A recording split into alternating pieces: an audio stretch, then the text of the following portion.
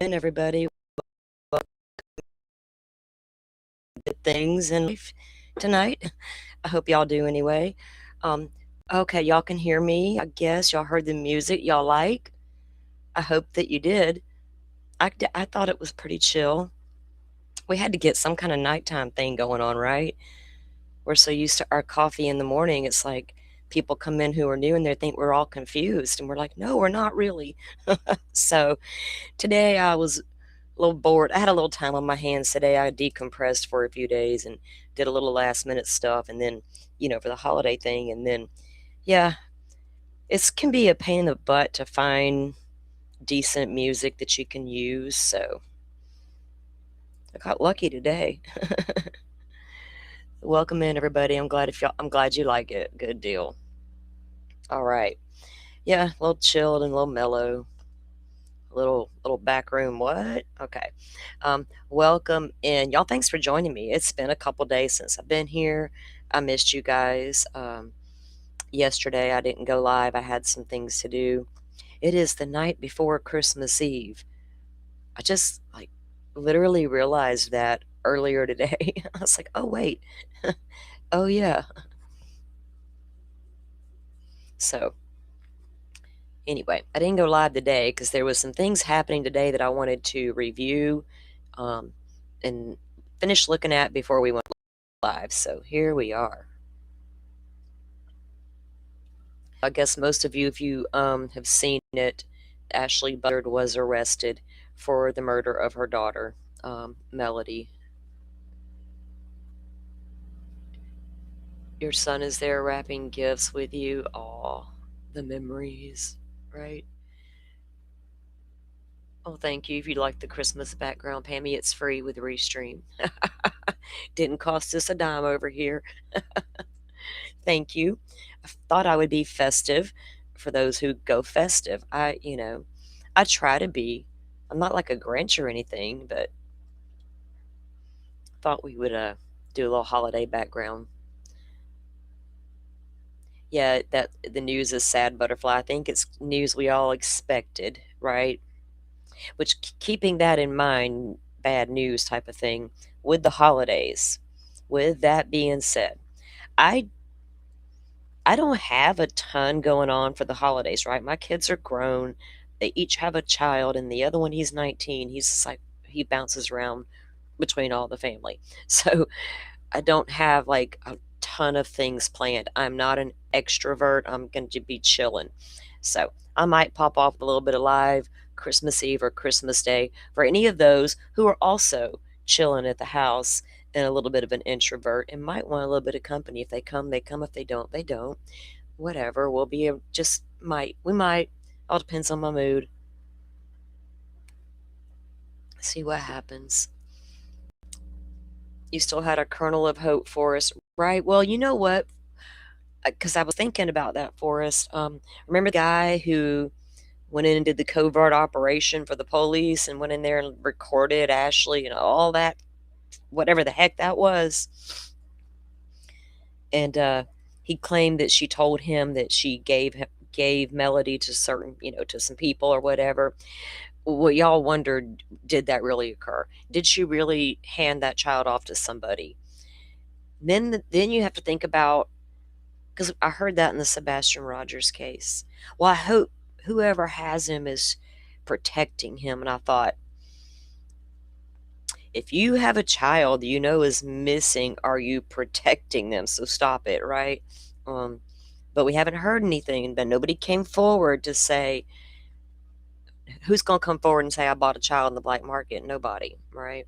But either way, it would have been bad for that little girl. It's so sad.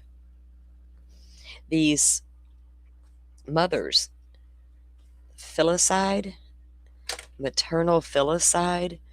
A lot of mothers are probably tonight scratching their head and drinking their coffee going, okay.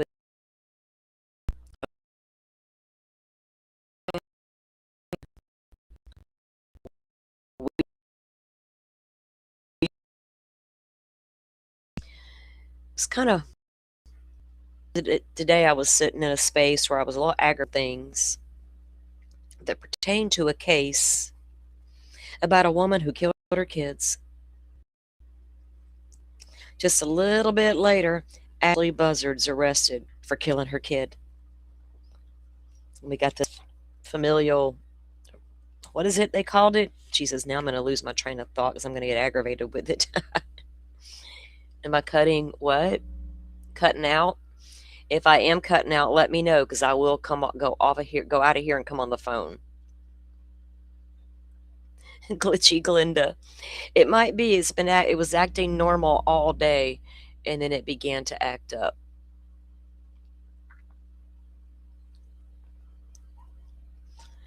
Pammy, I don't have to do that running around craziness no more.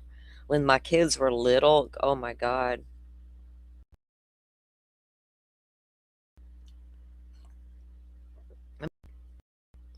I didn't even notice. It didn't give connections lost notification this time. Or I might not have been paying attention. I was reading something. It was brief glitching. Phyllis, yeah, Pammy. This filicide. I mean, maternal filicide. What the hell? I mean, we know what it is, right? But anyway, they had a press conference, so, but it just was like, I don't know. Today I was sitting with this one lady killer kid killer case, and then this other, and I'm talking about Lori Vallow. It's just sickening, maddening. Well, how many of you got to see the press conference earlier? Uh, we can try to play it if y'all want to see it. Don't know that it works if the Wi-Fi is acting sketchy. But I did take some really good notes because they had a good timeline laid out, and there was really a key thing said that caught my ear. I mean, it was bad enough what they claim happened, but what I heard did not. It's like, yeah, you're done, right? That grind, man. Especially when there's two families, you got your side and your husband's side, and all the things. Now my kids just can relax and horror stories.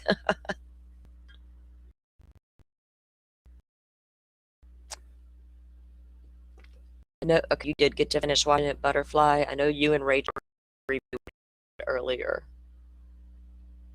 Like, we are always wondering, what are they doing behind the scenes, right? What are they doing? What are they doing? All this information was coming out in that case. The car rental, Ashley's bizarre behavior, the wig wearing, the spotting of her and her daughter together at the car rental location, Ashley outside of her home loading stuff into U-Hauls, it's all that. We're like, what in the world? Turns out, well, they had her under surveillance the entire time. But fortunately, somebody, oh, sorry, my mic thingy was twisted. So somebody was out glitching. Let me hang on, guys. I'll be right back. Let me go out of here, and I'm going to come back on the phone because I don't want to be glitching. Still glitching? Anybody else still getting that?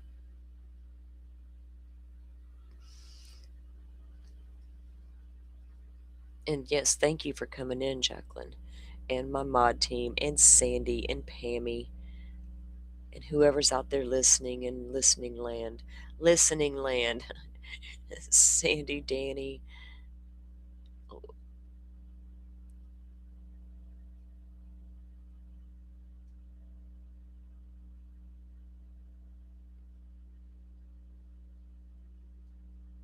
Okay, we're good.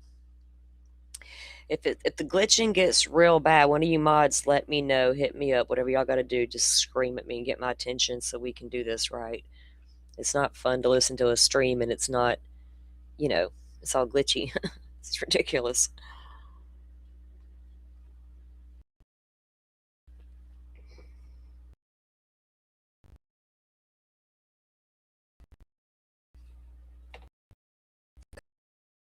Okay, so something that I want to read.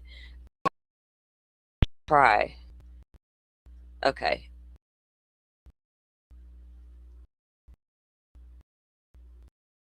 I'm watching y'all's comments. I keep an eye on this glitchy situation. Why does it do that when I want to go live, right? Okay.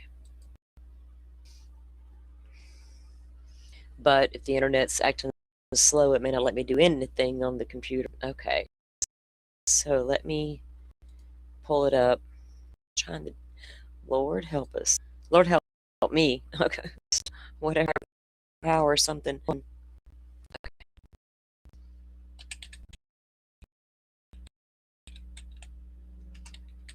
Case we were talking about here.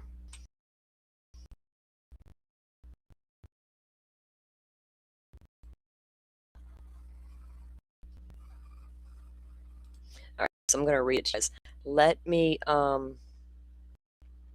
right, we're still cutting. I'll be right back if you guys just hang tight. I'm gonna leave out on the PC and I'm gonna have to come back on the phone and we'll have a conversation. All right, I'll be back in just a moment. Y'all hang on, let me put up like a banner so people are like, come in with dead air. They're gonna be, what's happening? Here, I'll put this up. I'll be right back, guys.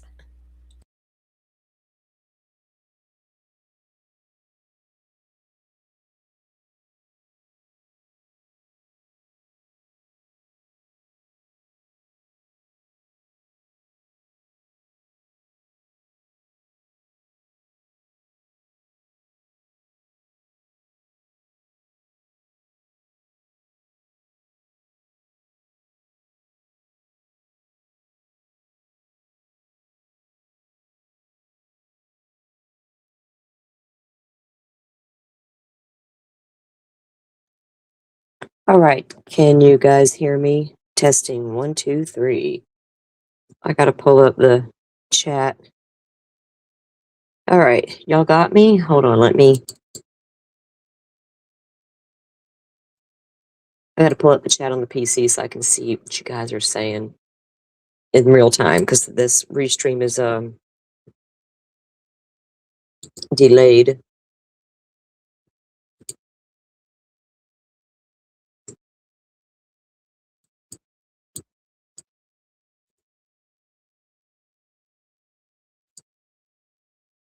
Okay, I think we're back. All right, we sounding good now? We good? We good to go?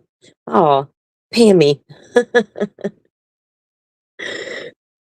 Thank you for being here with me and waiting for the fix. And thank you. And Merry Christmas, by the way. You're such an amazing community member. We love it when you come around. You've been around a minute. We appreciate you. Um, and thank you for your donation. It really helps and it means a lot. Thank you. All right, guys. So let me pull, I'm going to read you an article of an update. So remember when we were talking about the Danica Troy case that's local to me here, and she was found unalived in the woods and burned, and her assailants were two children aged 16 and 14. Well, they have been indicted. Remember, we were talking, waiting on the state attorney here in Florida to decide what to do, charge them as adults, children, what are we doing? And I told you guys they're coming back as adults. This is what they do here in Florida. Well, they did. And they both have been now indicted. I'm trying to keep, hang on, I gotta get this headset off my head. There ain't no reason for it. Jesus. Hold on. What am I doing? Uh, okay. That's only for when I'm on the PC. All right. I'm not used to holding this phone and talking to you guys, so I'm going to try to put it in a spot where I don't bounce around like with the mic and shit. Okay. All right. Now, so Danica Troy was the little girl, 16 years old, that was murdered here locally by two local boys, um, 14 and 16. Anyway, they were by state of Florida as adults, right? Now, one of them, the younger one, Kamari Blevins, they both been charged with first degree premeditated murder because someone did come forward, and from what I've understood, and I cannot confirm it, it was an adult woman, and I don't know who this adult woman was, but somebody came forward and told the police that the Kamari Blevins, the 14-year-old, pretty much, I guess, told them they had planned it. So premeditation. Now, from Danica's mother's Facebook page, it appears that Gabriel Williams, the 16-year-old who lured her into the woods under false pretenses, will have his court appearance next week. Now, they have both allegedly been transferred from our local juvenile detention to the county jail, but there's no record of them in the county jail right now. Nothing. I can't pull up anything like I can on any other inmate in the county jail. And I don't know if it's because they're minors, but the local media was also reporting that there's nothing in the clerk of court docket yet for the county on the 16-year-old. So I don't know what's going on at the state attorney's office level, right? When they're going to get the documents out there. The fact that they're going to be tried as adults, we should be seeing documents start to drop in the case and things of that nature and see how they proceed with it. I just wanted to give you guys an update on that and where we stood with it because that's something we were watching. These, and it's disturbing because I've seen things out there. I'm really watching. You know, you got to take all the things you see with a grain of salt, especially when things happen around you or locally. A lot of things can be said, but this Gabrielle Williams, and I haven't seen the police reports yet, but I did see part of it, so I know it's out. I know it's real, but there was an incident not that long ago at that residence with him, and he was doing some dangerous things. So I want to get the document and make sure I got that accurate before I say too much. But apparently there was an altercation there with law enforcement had to be called, and he was like violent, and the mother had stated she was afraid. That was the adopted mother. So we'll see. And remember, he stole her weapon, and she's a convicted felon. And they shot Danica and then set her on fire. So it's horrible. Yeah, Rachel, I'm assuming because they're minors, it shouldn't everything should appear, even if they want to keep their picture off there, the mugshot, right? If they want to keep the mugshot off, they can absolutely do it. They do it for cops. And for this county, I'll say that because this is something I know about. We get a cop incarcerated, everything's going on there because that's the law of the land. But they won't put the picture out there because, we got to protect him once he's behind bars because the inmates don't take kindly to that mess.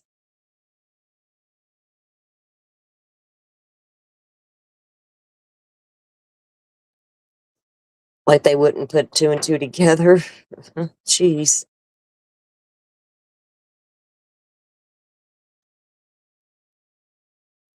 So we'll have to wait and see how that. I don't know.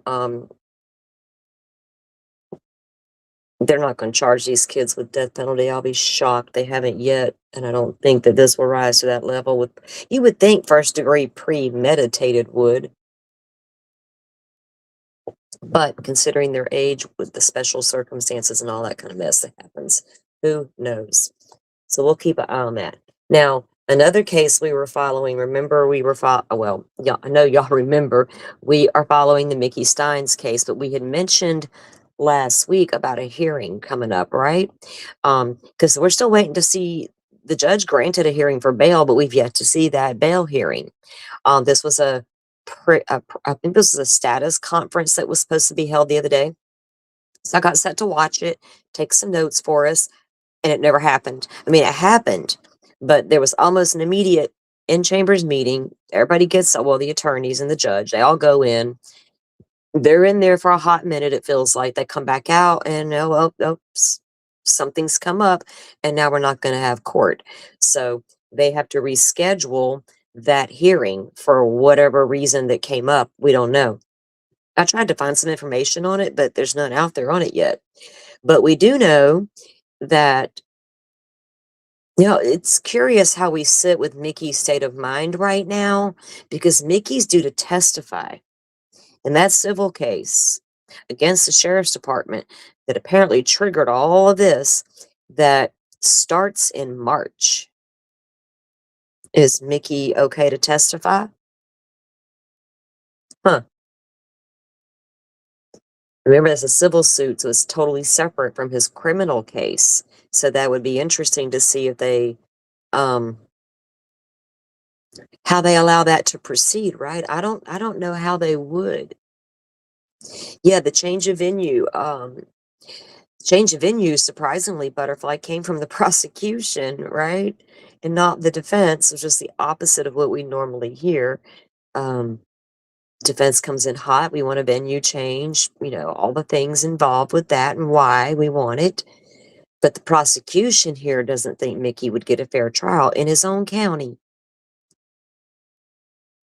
Too many emotions at play, maybe. There's a lot going on down there in Letcher County.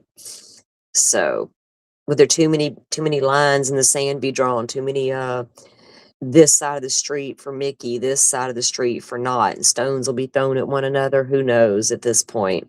I don't mean to laugh at that situation because I think it's pretty horrible.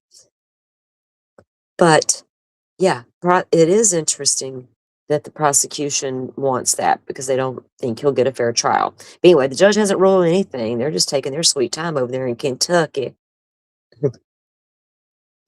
We're in Kentucky and we take our sweet ass time.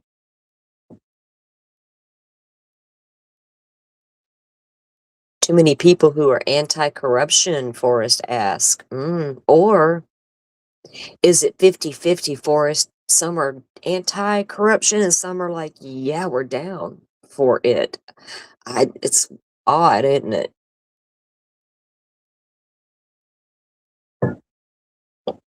Yeah, Rachel, I don't normally sit well with change of venues because I do feel like a person should be prosecuted in a town where they committed the crime in front of the peers, the jury of their peers or whatever, by the citizens that are affected. But when a lot of pretrial stuff happens, it really is a problem. But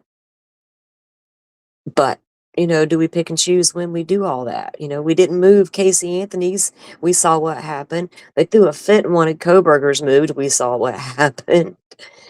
This one's a different level, if you ask me, as to why they would want it moved. It's too polarized. Is that the right word to use? Maybe because there's so many, the sheriff's department and all that involved, and the judge. Yeah, I can understand needing the change of venue to make sure that the uh, persons filing the lawsuit and the persons making the claims against the sheriff's department and the judges to see that their rights are preserved, then yeah, move it, right? I'm not really the rest of them. Hey, they made that bed, lay in it. Yeah, it's very different, Rachel. It feels like, are we going to get justice if we stay? We don't know. It's blind. She can't see today. They're hiding stuff from us because apparently some people like to choose the narratives, and some people decide they're gatekeepers and can figure out what we deserve to see and don't hear. Oh, and they're pretty good at telling us how we should feel about what we just saw and heard as well, which just blows me away.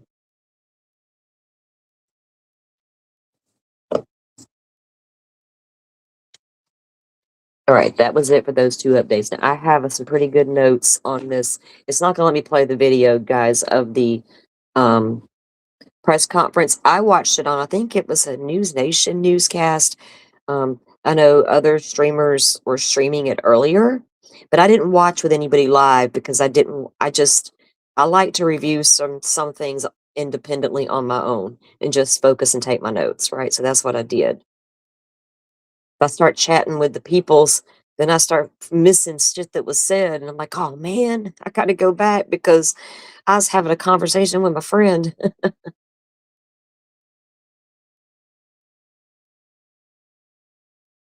Yeah, there's too much going on in that county, Rachel. It's like a lot. And it's like, how do you seat could you imagine trying to do a jury poll in that county? Holy shit. After what I've seen lately? No, I don't know how they would get through it. We don't need one of those fancy questionnaires like Ann Taylor's got. High dollar stuff.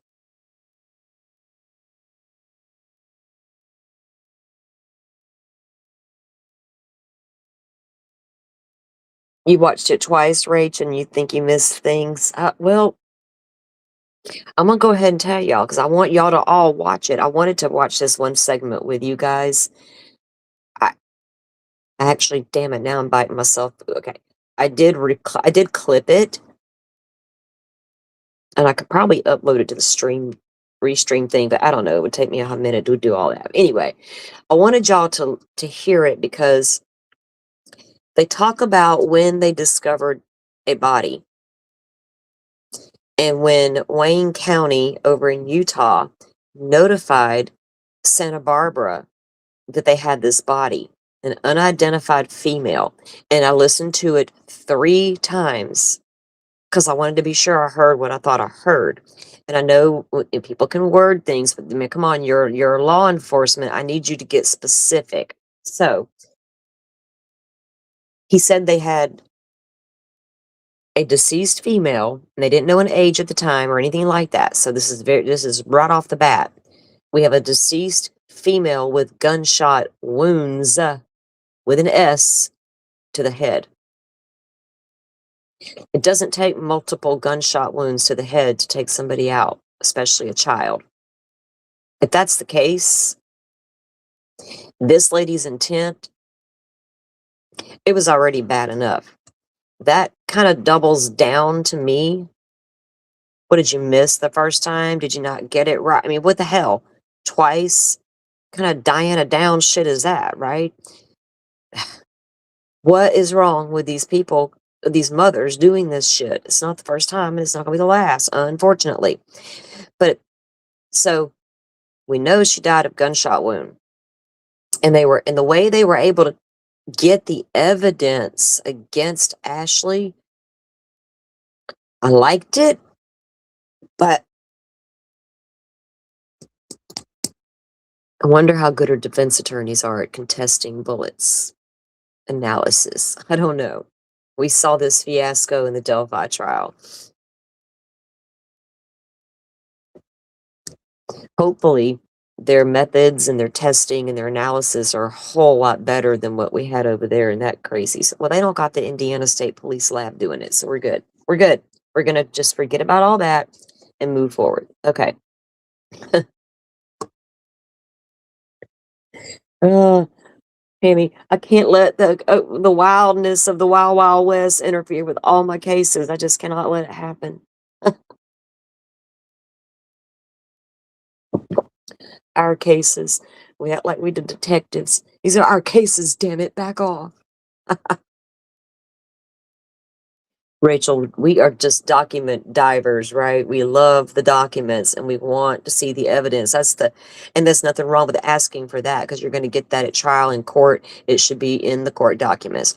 I don't care if you're Mangione or them other guys that I don't even know that guy's name in that Charlie Kirk situation because I don't want to remember their names, right? So even in all those cases, we need all this shit done right because when it's not done right, what happens? So let's hope that it sounds like they did a pretty decent job as far as tying that. If they hadn't found Melanie's body, we wouldn't be having this discussion today, right? They would still be wondering where this child was at because apparently her mom planned. Oh, Ashley had some plans. Miss Planner. Um, she must have had burner phones if she used the phone at all because they have no data. They said they got some data, but nothing that we've seen yet that ties her to specific locations, right? Like because I think they knew of some of the areas that she was in. We've seen that with all the stuff that was coming out, but it was hard for them to pinpoint any locations that may lead them to Melody. And you have to wonder why. Um, Lack of video surveillance. Okay, I get you see them on camera, but once they leave that place where the camera was, no phone data, right? What's going on here? So they did put a timeline of what I guess it's going to be like a preliminary timeline until we get more information. And I don't know how Callie is about putting out documents and because apparently this case will be tried or held there in California because what did they say, Butterfly? It was that the intent for the crime took place in Santa Barbara County, and that's where everything began. So the fact that she left and went cross state lines, multiple state lines, you know how that usually goes. So yeah, they plan to try it right there. So she was found in a rural area over in Canesville, Utah, in Wayne County. And I was about to say, well, look at the map, guys, in a minute, but I don't know if we can do that. Sorry. Um, and they made the statement that they had round the clock surveillance and they worked on gathering digital, physical, and forensic evidence. Um, and they had to fight deliberate attempts by Ashley to hamper their efforts. So they started out with their little timeline. And so October 14th is when her school reports her as long-term absence from school, right? This kid hasn't been in school. We need to go check on her. So they go to Ashley's home and to do the check. And Ashley offers no real explanation as to where her child is. Oh, sounds familiar. Lori Vallow freaking vibes everywhere.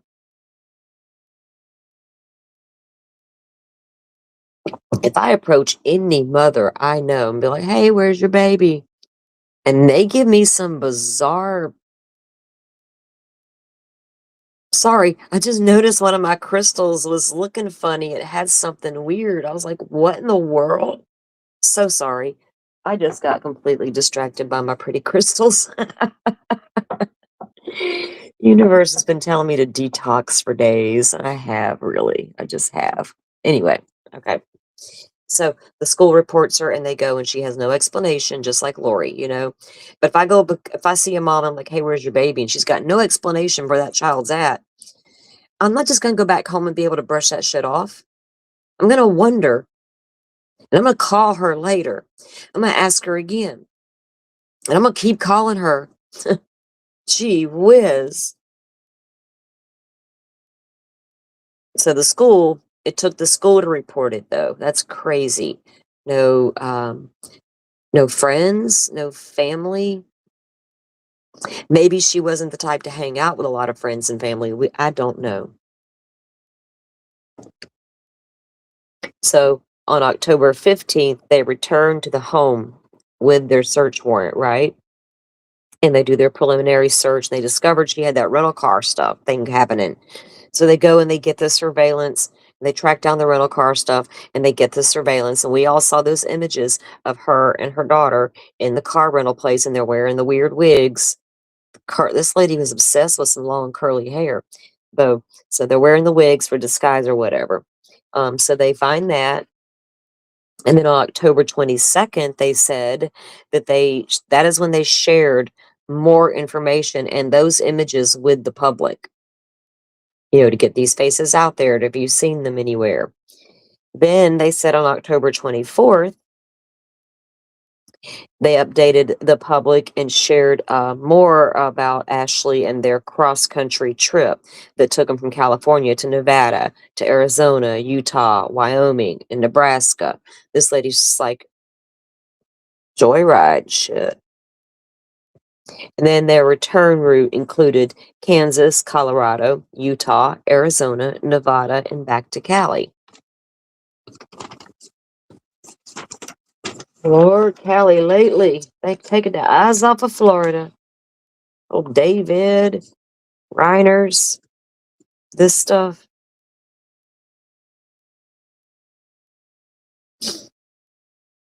So during the trip, they know that Ashley switched. Now, where do y'all think she got this from? They said that she switched the license plate, right, from the rental car and put a New York license plate on it. Where do y'all think she got it from on her trip? Did she have it, just took it with her from California? Did she steal it in the parking lot somewhere? Where's she getting a New York license plate at? I wonder if she put the rental car's original plate in, like, in the trunk to change out later when she got back. Zephyr. So remember, the school calls October, what did I say, 14th? Let me make sure I got that date right, because this is important coming up next. Yeah. The 14th, the school called. Um, I don't remember the exact date, Sandy, because I tried to recall that, and I meant to go grab that before we went live. That is a super good question. Um, but they said in the press conference that the last time they see Melody is on October 9th on a video surveillance at the Colorado-Utah border on the Colorado side. So October 9th's the last sighting that law enforcement has. I'm assuming the rental car was before the October 9th, right? Because they were on their trip. So the rental car was before the 9th. I don't know if it was before the school reported, or I don't know how long. Rental car photos were 10/7, date of death 10/9. Thanks, Chloe. Thank you for coming in.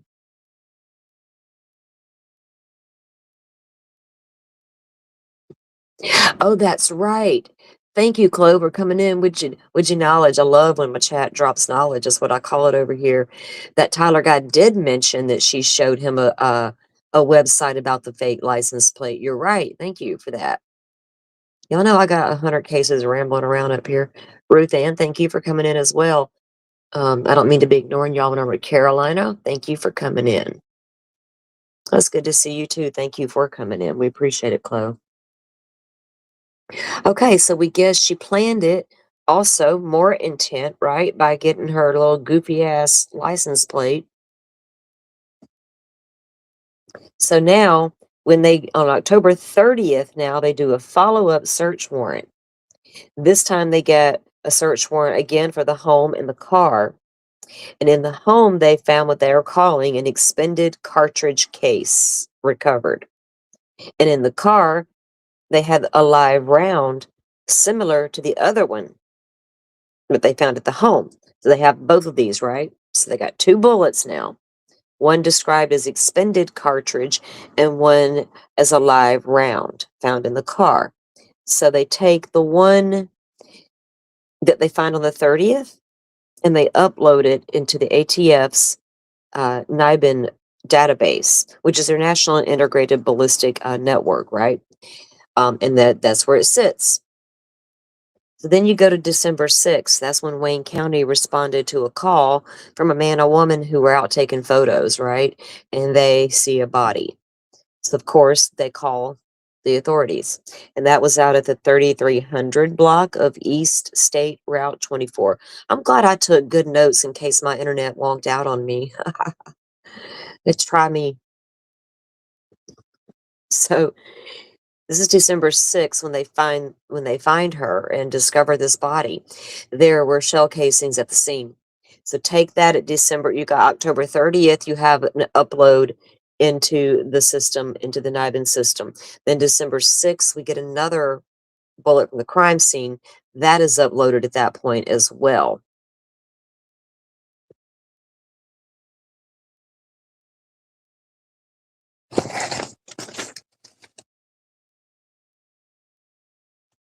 And that's when they notify on December 8th, they notify over to Santa Barbara about this unidentified female with gunshot wounds.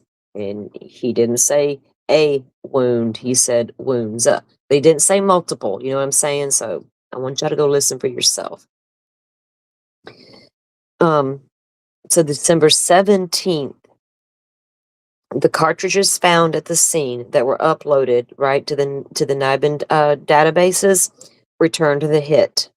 It matched the one found at the scene with the one found at that home, which then tied them right to Ashley. But they said during the press conference they do not have the weapon yet. Or, chances are they may never find it. It could be anywhere between here and, oh, good Lord, kingdom come at this point. I doubt it. would be nearby. I mean, I don't know that it might be. Who knows? Right, Rachel? If they're able to recover. Now, if they went through, y'all know we get graphic over here. It's true crime. If they went through, they would be still at the scene. But if not, yeah, they could recover those and also do a match, right? For sure. Um, now December 22nd. So December 17th, that's when they get the hit, which was just days ago, guys. Not even that long ago. Because here we are, December 23rd. So then the 22nd, which was yesterday, that is when they confirmed through DNA that that was Melody Buzzard yesterday. So today they served the warrant and arrest her this morning. And from all the reports, they're saying she didn't answer the door. She would, all the things, she wouldn't come out. Like they had to get in there and get her.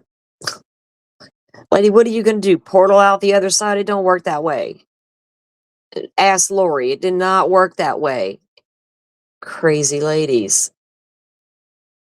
They were very lucky, Chloe, that they did. That's what I was saying. If they hadn't found that child's body, we wouldn't be sitting here right now, right? They would still be looking, and we would not know. And fortunately, Ashley didn't pick up her shell casings, right? Like a good little criminal would. No, no, no, no. That good. We're glad. But yes, I'm just this database that matched these bullets. What would what was one spent and one wasn't? What do we? One was a live round, one was a fired round, one was an expanded. What? How, you know, I mean, I'm not concerned that they don't like that's not a match, but I always get concerned when defense attorneys might take a shot at things. But if they can prove that bullet, well, finding the gun isn't necessary, right? I don't think that finding the gun is necessary as well. Rick Allen just got convicted on a bullet with no gun. Oh, and the victims weren't even shot. So hopefully this case is nothing like that.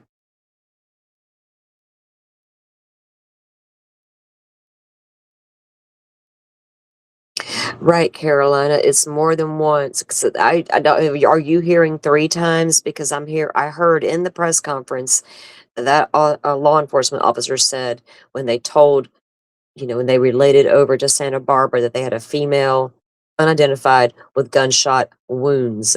Now, does gunshot mean I think it was a shotgun? No, I don't know. But yeah, there was multiple shots apparently. Yeah, I think so, Pammy. Does she think she covered her tracks well enough to think nobody was going to find that little girl, right? Um, that divine intervention wouldn't happen in some way. Of course not. She's all about herself. Lady, I don't know what goes on in these women's heads that do all these things. I'm scared to death to have them psychoanalyzed because right now what I'm seeing from the people who do the psychoanalyzing, I'm a little frightened. I'm like, oh no, I'm not so sure we need all that. Calm down. I don't know what, all these different mothers have these different reasons, if you can even call it a reason for doing these things. Ashley's being held in the Northern Branch jail on murder with no bail. FBI, multiple agencies from the FBI, the county, or multiple county sheriff's offices across the country, and police departments, Department of Transportations, all of these different agencies had a hand in gathering evidence and information, on surveillance on this lady. And you can gather surveillance all day long. They could track her to all these different states, but without the body, would they have ever gotten anywhere? Or without phone data to put her in a location long enough that they could have looked and found her in, right? Um, yeah, Sandy, the extraction markings, but my question for this ATF database is it matched a fired bullet. I'm assuming that it was a fired round from the scene. Or it could have been an ejected or an unspent, I don't know. But if it was a fired round from the scene, it was matched to an expanded cartridge and a live round. So we're 3 different states, right? Am I reading that right, y'all? So it'd be interesting to see those markings, the tool markings on there, because they can be different between a fired bullet and one that hadn't been fired. Depends on what expert you listen to too. It's crazy. It's she is allegedly schizophrenic and bipolar. Worse states, Chloe. Can I'm trying to click my computer to highlight it, and I'm on the phone. Whoops. California is one of the worst states for mental health intervention, but well, they're not the only one. Them and many other states apparently have extremely expensive rehabilitation facilities that apparently aren't working either. Allegedly schizophrenic and bipolar. You know, I remember growing up and schizophrenic was like a term, like I feel like in the 70s it was only talked about like a little tiny bit. Not much was known. And then I feel like at some point I turned around in the 90s and a lot of folks had it. And I'm like, oh, I don't even know what happened.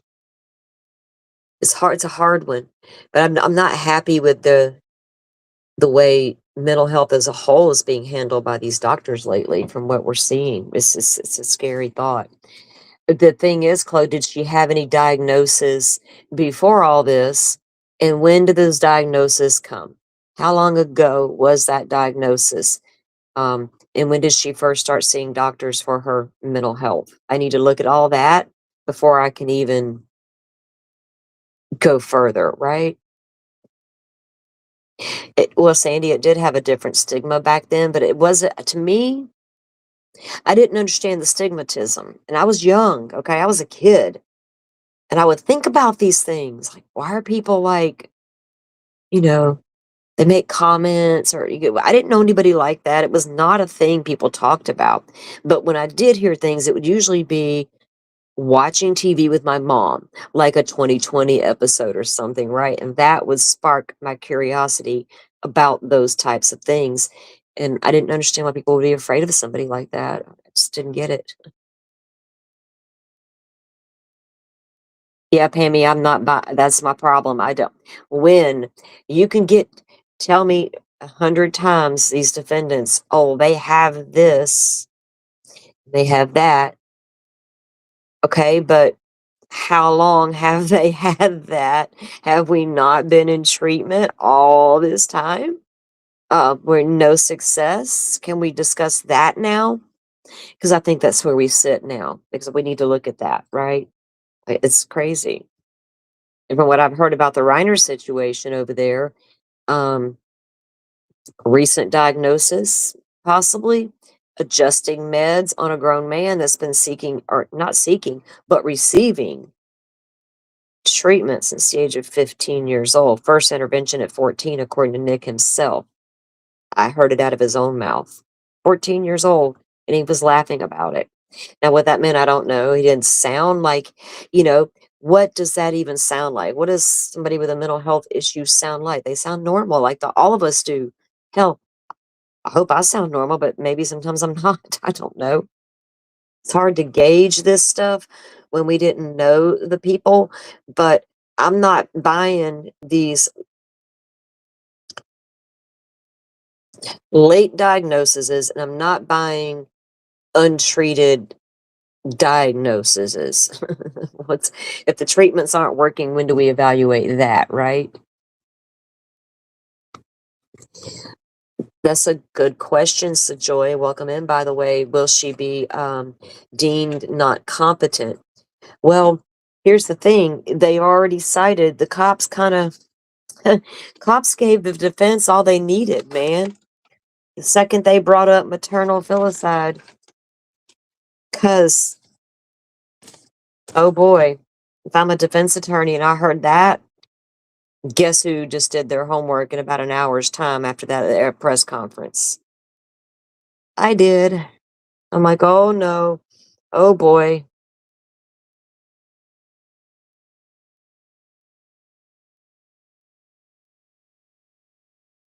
Yeah.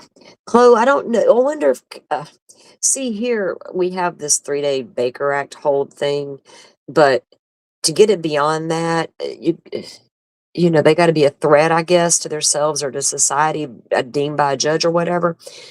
I don't know what California does, right? If they're like, felt like he was dangerous or felt like he really needed to be stabilized, well, Florida would have kept you. You're not going home in 3 days if you are not stabilized, right? When they're like, "Oh, hell no. Stay here a little bit longer." But 3 days is the maximum by law. They can hold you, and you can absolutely say, "I'm walking out that door," and they can't stop you unless a judge orders it. So, I don't know how it works out there, but she says, I think California and other states had mechanisms where you could force mentally ill folks to act in their best interest, like Rob and Michelle.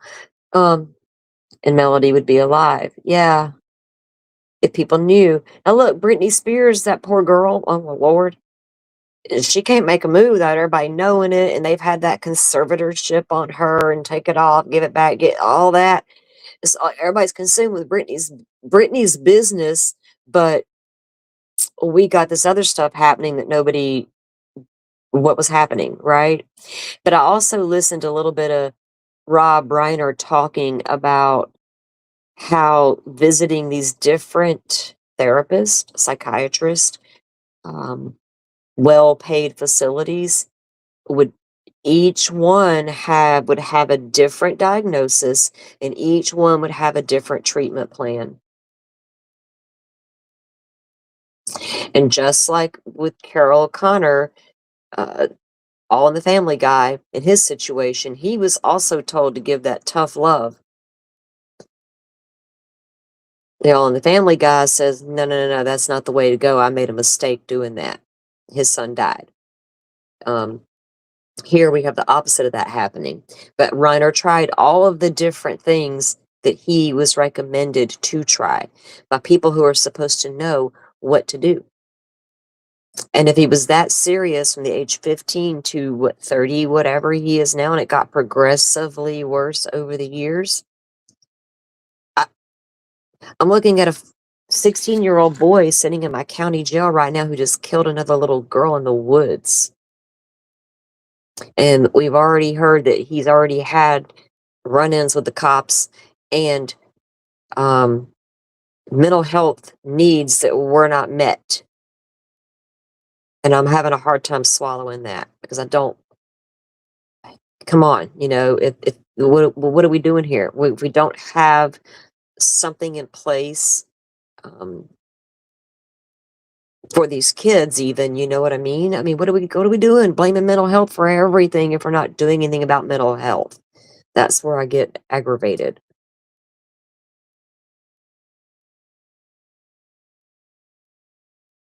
Right, Chloe? It's like nobody else can get a conservatorship unless they're Britney Spears.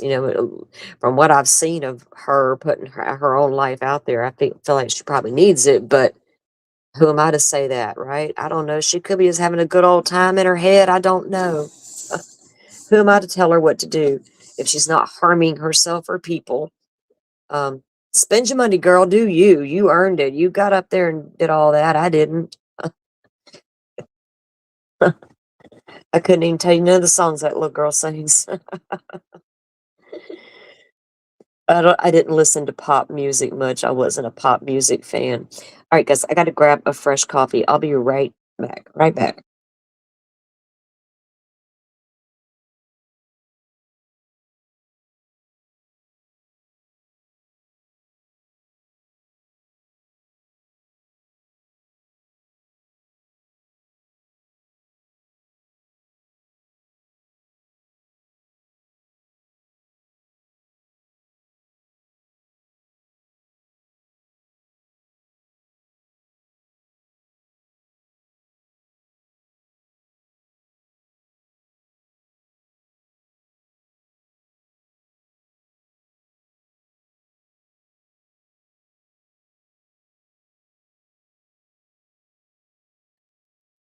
Okay. I forgot which speaker I was on. I went to go hit the computer again, and I'm like, "No, stop it." So with this maternal, filicide, they said there was no direct motive established other than maternal filicide, which just means mother killing their children. But you have many different facets there it could be. Apparently, spouse revenge. Well, that's pretty self-explanatory, and we've seen that happen. Unfortunately, this is all unfortunate, by the way, but yeah, the spouse revenge, the grown-ups who can't get their shit together to save the babies and give them a good life. You have the unwanted child aspect, where the mother feels like the child's a burden. You have the accidental child abuse death aspect, where yes, I abused my child, but the death was accidental as a result of my abuse. You also have the acutely psychotic, no rational motive. Okay. Altruistic. They do that out of love to keep the kid from going to hell. Now, what makes a mother take any one of those paths? Goodness, I can't.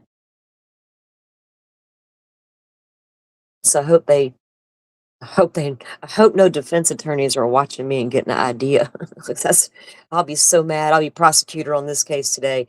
I can be defense attorney or prosecutor, it depends. But we're gonna be prosecutor now because we don't like this at all. It didn't work for Susan Smith. Some black man stole my car and stole my babies. Y'all help me find my babies. Bitch, you drove them into a lake because you knew man didn't want your babies. Lori Vallow traipses off to Hawaii with Chad Daybell. And Lord help us all, what has happened since that woman did that? It wasn't enough to do what she did. Wasn't enough to get chased down by Nate Eaton. It wasn't enough to come back and sit like a zombie in the courtroom. It just, none of that was enough for people. And apparently it's still not enough.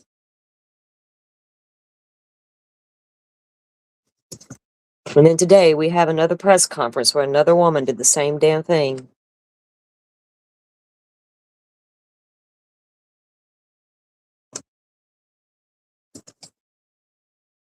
Ugh. Hey, Simi Sharp. Welcome in.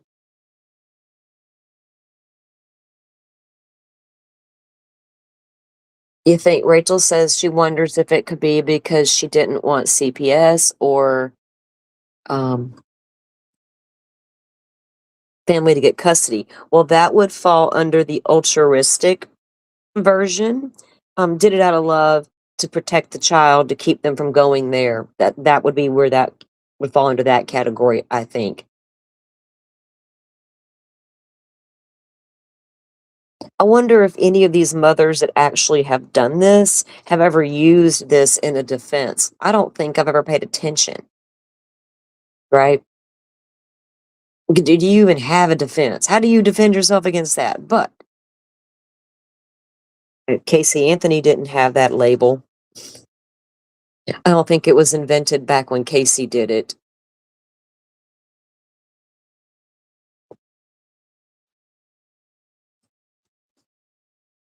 I keep getting ready to pull up my screen to share to show you guys something. I keep forgetting that I'm running with this bobo ass internet and I'm on the phone. Damn it.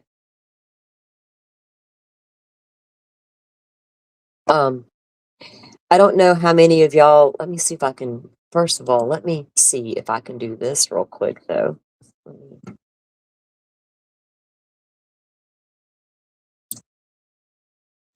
Now, with the holidays, tomorrow's what, Christmas Eve, Christmas Day, the weekend, and all that. What is today? What is today? Like Tuesday? Okay.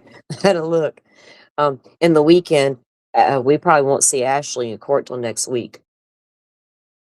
Well, I don't know if they do arraignments on Christmas Eve in California or not. Here, you get arraigned the next day, after an arrest, but, I don't know about the holiday court schedule, it doesn't seem to be happening. Oh, that just reminded me, Morgan Geyser was supposed to have a hearing today. Did anybody ever see that on the court TVs or anywhere? I got wrapped up in other stuff and totally forgot to double back and check on that. I'll have to look for that this weekend. I have to, Lord, true crime don't even stop for the holidays, does it? Goodness. Can't imagine it was too much of a hearing. It was probably her arraignment stuff. Yes, I did. I escaped. I played y'all with my mental health stuff, right? Yeah. There we go again. Another example. Prime example. Morgan Geyser. She's fine. She's good to go. Send her to a halfway house with an ankle monitor. She'll be good to go. Okay. Well, here we are. She apparently was not good to go. She met a freak. They got freaky. Broke out of her little halfway house because they didn't want to let him in to visit all the time. I can't have my way, then fuck it, I'm out of here. What? What, Morgan? But she's okay. She's okay. She better serve. Oh, Chloe, thank you for membering up. You are now a lead investigator. We needed you over here, girl. Get on over here and join the club. 3-part motive, says Sejoy. Anger, paranoia, and selfishness. Yeah. Well, all this paranoia, I mean, I understand there's different conditions that can cause paranoia in different levels, right? And we don't know if there's any other types of substance abuse or anything thrown in the mix as well. We don't know that part yet, but uh, that aside, different conditions can cause paranoia. It makes you wonder, though, what pushes them to the point to think that's going to be the only result that can be had, right? Um, Conditional release revoked. The defense did not challenge it. Thank you, Chloe, for the update. Your defense is like, yeah, we got nothing on this one. She did it. Cut that ankle monitor right off. That girl's, oh, I could easily call her crazy, but I'm just gonna say, oh man, they need to put that one right back in the hole and leave her there. There's no telling what she'd have done if her and that guy had actually slipped away, right? Hopped a train, blended in with the camps all across the country. Lord, Slender Man could have come calling again. I mean, my little kid was on the internet back then, like just starting out on the internet. Oh, Slender Man crap. I'm like, oh man, now I gotta have a talk with my kid. The first of thousands at that point. Now he's 19, he's on his own. No, we still have talks. He just don't want to hear him anymore. But he's done heard it all, right, about internet safety. So, in safety when you're out and about in public. Welcome in, Britt. On the road again. Where you going? I could sing the song for y'all, like a band of gypsies. We go down the highway. We're the best of friends. The life I love is making music with my friends, and I just can't wait to get on the road again. I'd like to smoke a fatty with Willie one day. It's like on my bucket list. And I don't even smoke weed anymore. I just eat gummies. I'd do it for Willie.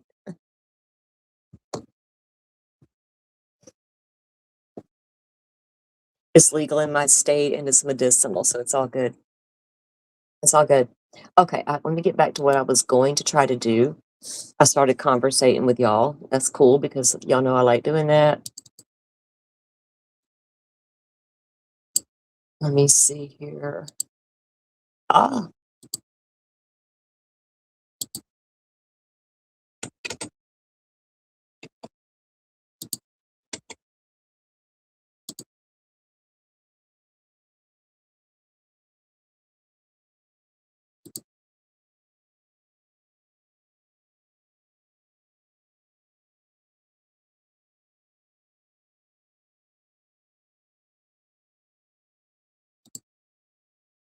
nope, that's not it. Let me go get it.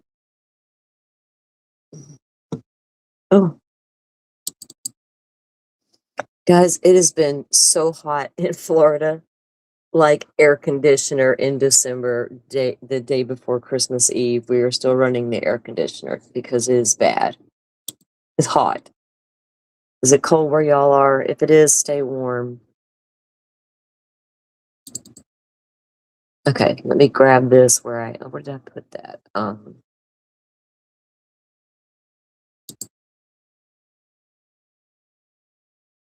Oh, I know where I did it. I know where I put it.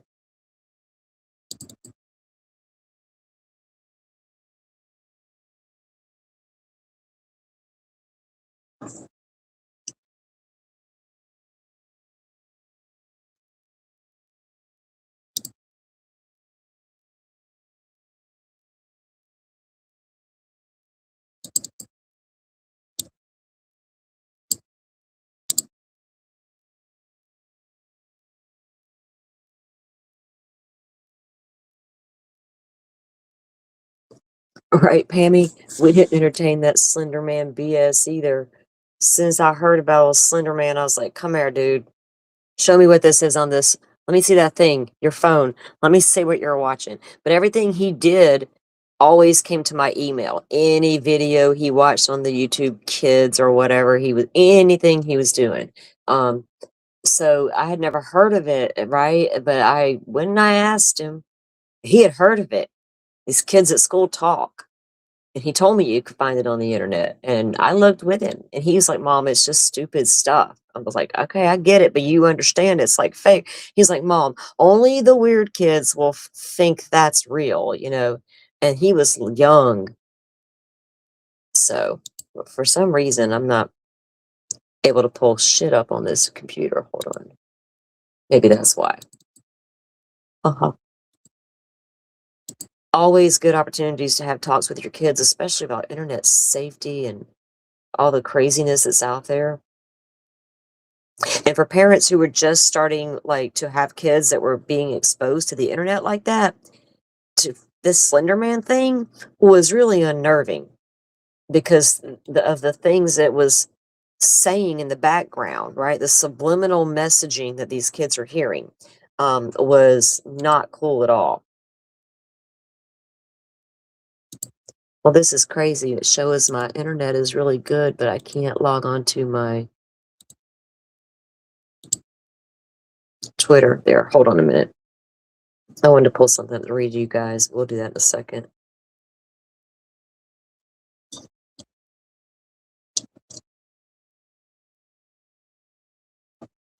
No, Pammy, none of us, it's not normal. Nothing about any of that's ever going to sit right with us. We're never going to go, oh my God, we understand, right? I don't think, I don't think there's anything they could come up with that will make us accept that. I think a defense attorney should probably know they would have a hard time even, you know what the most they could do though? Is they could get something like the DP taken off the table or, a lesser sentence at mitigation because of their diagnosis, things like that. But yeah, no excuse for what you did. Danny, raining in Cali? Oh no.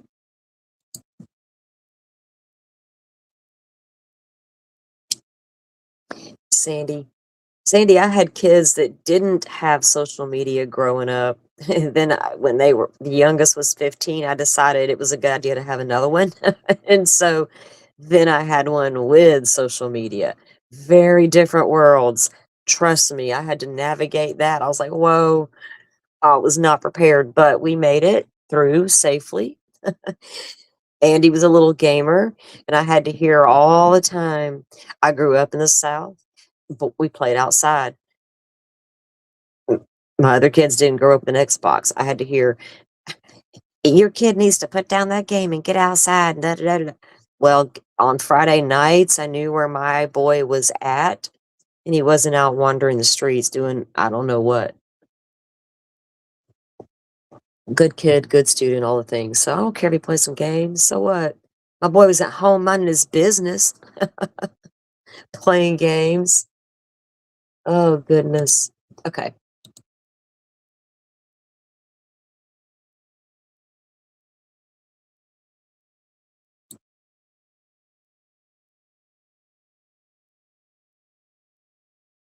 Now, I'm not gonna be able to show anything, but I'm gonna be able to read it. And I'll tell you where you can go and review it.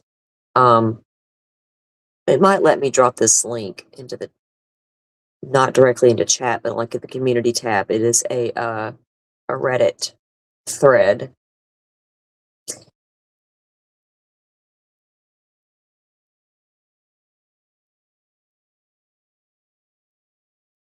Let's see.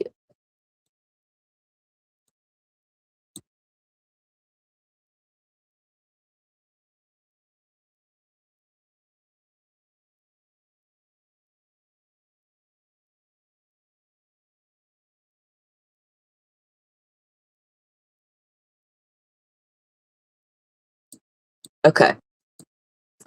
So I wonder if it'll let me bring up the chat. Oh, hold on screen as I'm reading this, if this is gonna work on my crazy ass internet.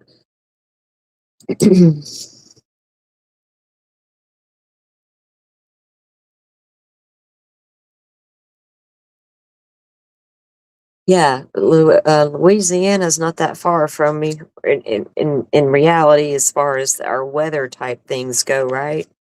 But yeah, unseasonably warm.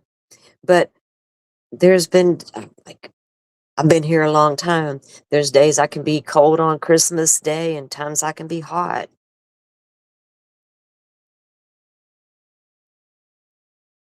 And it's definitely gonna be a warm Christmas in Florida or in my part of Florida.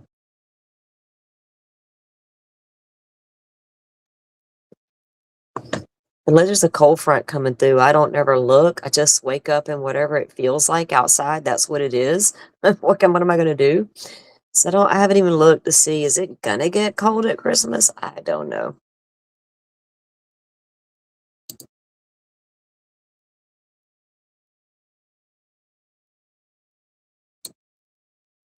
Okay. There we go. Now I can see the chat again.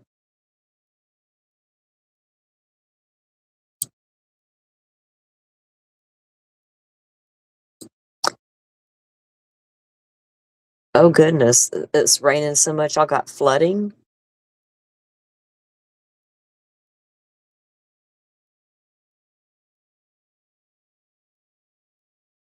Yeah, we got that bipolar weather in the southeast. We don't never know what it's gonna do. Life is like a box of chocolates. We never know what we're gonna get. You still have Nintendo and the Game Boy, awesome.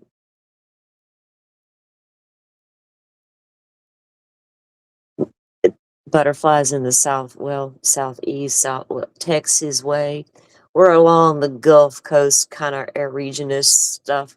But anyway, you're getting cold next week. Are y'all warm right now too, over in Texas? Texas, Louisiana, Mississippi, Alabama, Florida.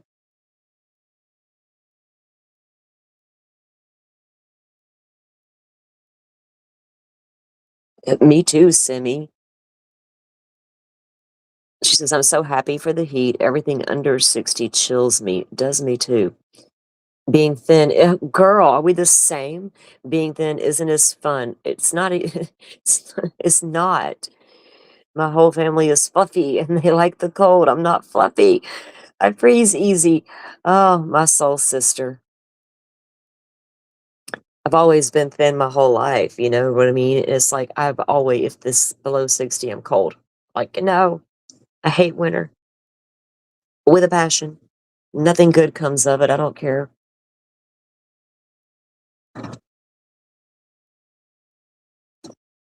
We don't have winter activities in my part of the world. No, we just like can we well the men do, they deer well the women do too if they are into it. They hunt in the winter, right? And when the summer comes back, that's when we can all get out there and do our thing, but on the water somewhere. But in the winter they all hunting. And I'm just like, I'm going within. I'm going within. I'm gonna go try to do some work on me this solstice season, this winter shit. Rachel, get out there and cook for me. I don't care if it's cold. What's he cooking? And he did it. He's like, Rachel, Simi, I eat constantly. You know what the worst thing was my whole life? And this always bothered me. I was never rude to people about their weight. Like, I find it so rude. But I would have to hear from grown women who knew me, knew my mom for the most part. Some just met me.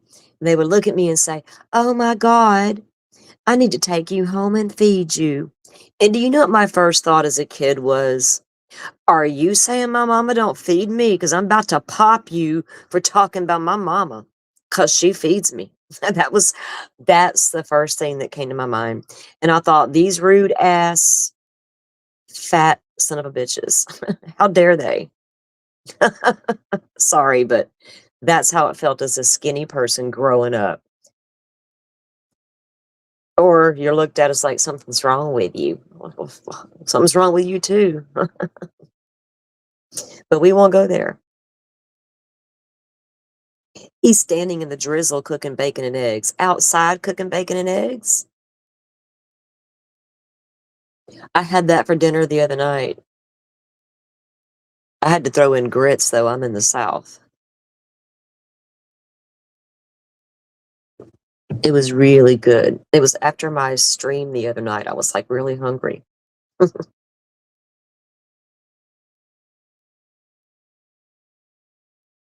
Sandy is so rude, and I heard it more times than I could count. Like, what is wrong with these people?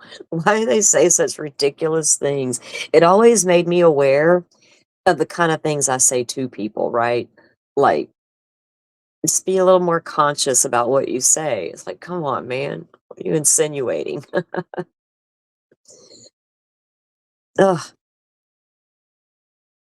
In fact, my mama cooked so much, I wondered if I wanted that life. I'm like, "Oh, no, I don't even think I enjoy that."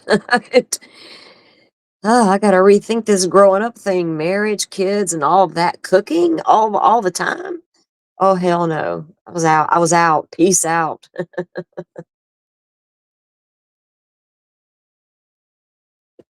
I cook because it's a necessity, man. We gotta eat. Order out, you go broke.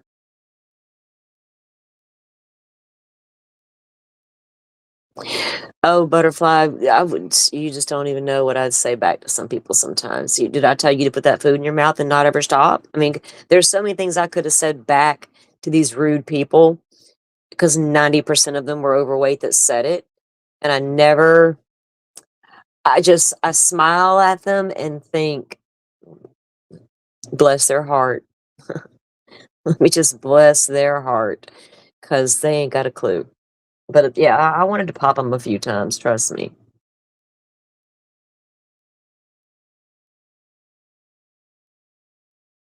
Right, Brit? Call your baby a string bean. She's gonna call you a fat potato, right? Y'all teach them well. They're like, don't even.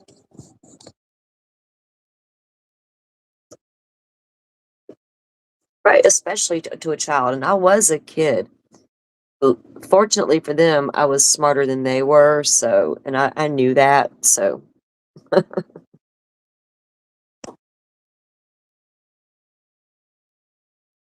Butterfly, you having brisket? Stop it.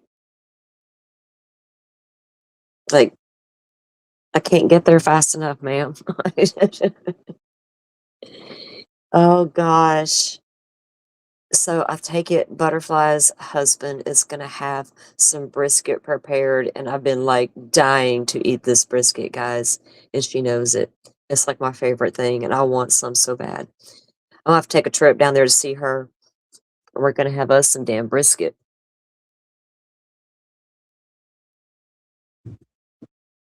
Okay. So I don't know if all of y'all are following the drama and the crama of all that true crime, hidden true crime business. I've tried to avoid it, but some things just keep, it's there. The minute you pop on your phone or your computer, it's there. So I took a look. After not taking a look for a few days, I'm like, I can't with this right now. So let me go. So then I took a peek. So what's uh, shit? Excited Utterance. So they've been doing lives, and Jay for Justice has been doing, all the lives on Lauren. Um, but apparently, uh, um, Hella has been talking to that guy, the Breakfast, Mr. Breakfast, or whatever. Anyway, he has released some of the messages that Lauren had. Now, I don't know where he got them. If he was apparently he was a part of their group text. Lauren, was in all the damn Facebook groups and was DMing and messaging anybody who would talk to her. So I don't even, who knows what group these came from. But apparently they were both in the same group. So these messages came from there. And like I'm so tempted to see if I could get back into Restream on the computer so I could see if it will let me share screen. I don't really want to. I mean, all of them are not even that. They're not like bombshelly. They're not to me. They're not like earth-shattering. They're what I expected. And they're really focused on one part of the conversation, which is Lauren, and they appear to be about Colby Ryan and Summer Shiflett. Um, So when you know who the players are being spoke about in the messages, you can add a little more context to it. And my biggest takeaway still and always will be the level of manipulation Lauren Mathias was willing to go to get a shot at these victims' family.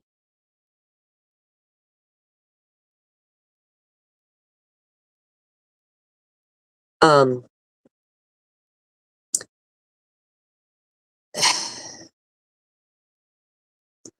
when I see Kresha When I see any of these family members, and I'm talking from Steve Gonzalez, Kaylee Gonzalez, dad, to Kresha, the niece of Charles Vallow, and the aunt to JJ, when I see Colby, the big brother to JJ and Tylee, and the son of Lori, and Kay and Larry, the grandparents, to Tylee, and well, JJ and Tylee, they consider her their granddaughter as well. So there's the victims. Not Lauren Mathias. We all know that. I don't need anybody to point that out to me, that Lauren's not a victim. I thought that was well established after the 9-hour live. But apparently it took us weeks to really figure that out. Well, some of us.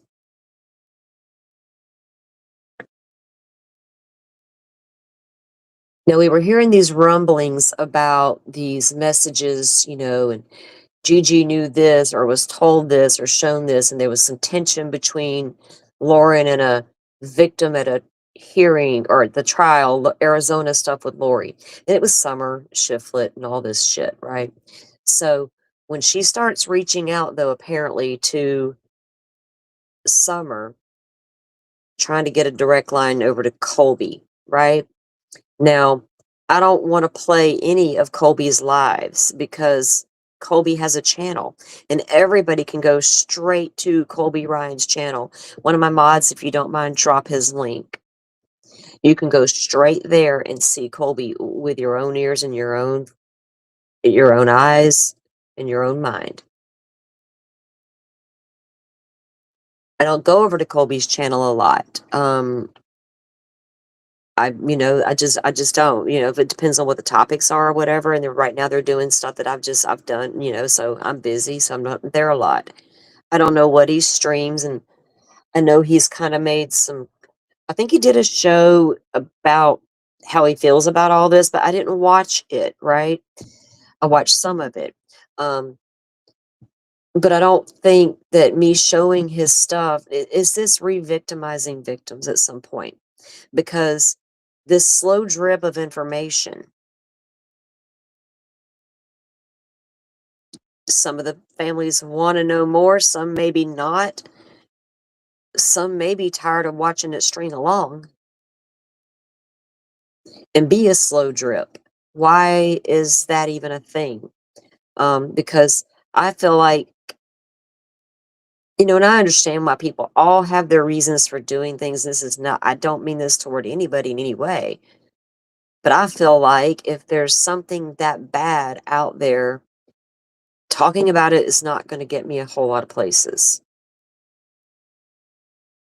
Like, you know, uh, and what's it going to do for the reason we should be here to start with?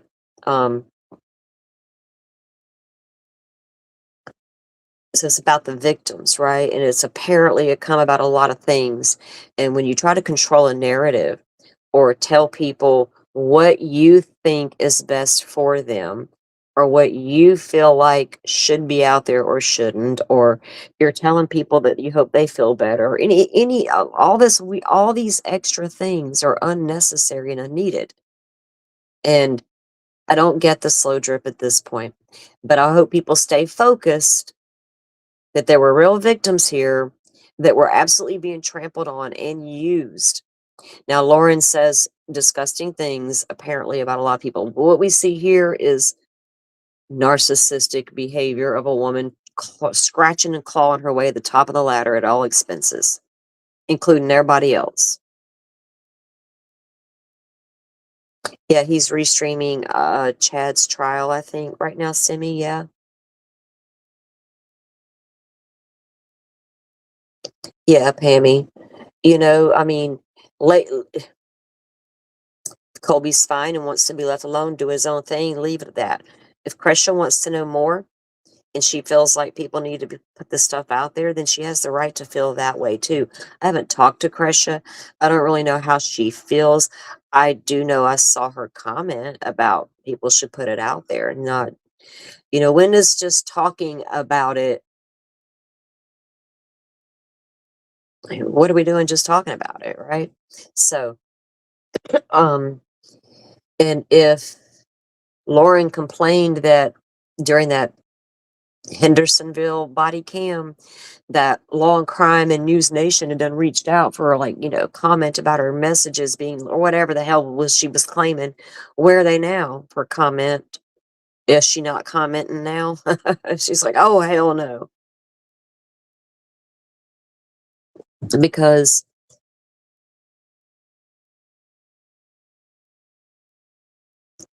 how much good is all this going to do in the end? So I don't want people to ever forget what she's done. And it's not just her.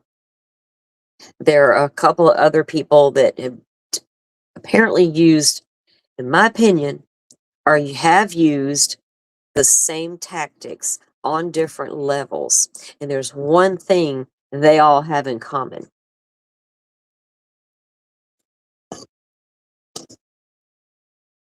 LDS. Hey, Hawkeyes, welcome. Oh, yeah, are you feeling better? I know that you have been under the weather, so I hope you are feeling better, especially with Christmas about to be here. Lying in bed listening. Well, good. Rest up. We don't want you to not feel well.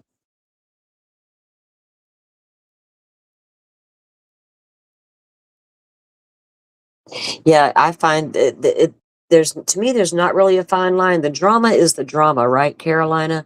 Um, but the drama is not what was being done to these victims, using them to get interviews, using other people to try to get those interviews. Just that was the whole point of what she was doing. And that's my takeaway from this.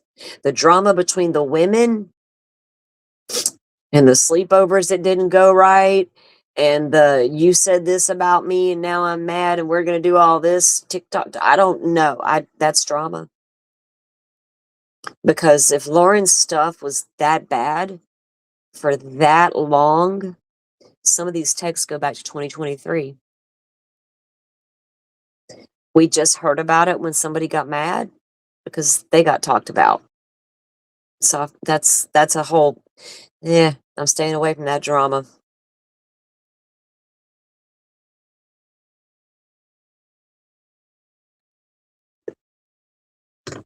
Real concern should come for the victims. And you know, and is it hard to release text without releasing the other part of the conversation too? I don't know. Yeah, everybody's sending Hawkeye some love. She will feel it. I know she will.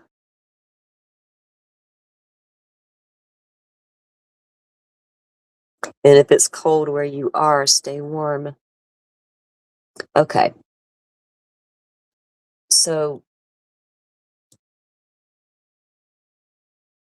Lauren apparently does reach out like August 16th at 2023 to this is Summer Shiflet, I think. I was going to let this go, but I got pissed, especially as she threw in this idea I was wanting an interview. And it says seen by everyone, so it's a group thing, right?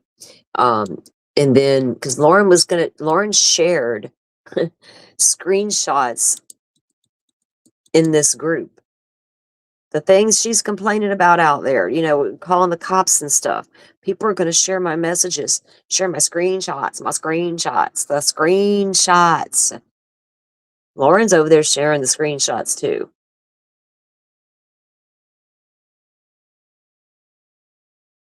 Yeah, Hawkeyes, that's what we were saying here. And it's warm in the southeast.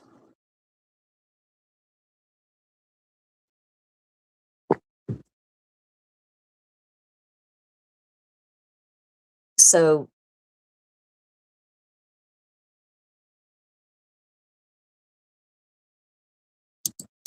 let me see if this is the first one. Okay. So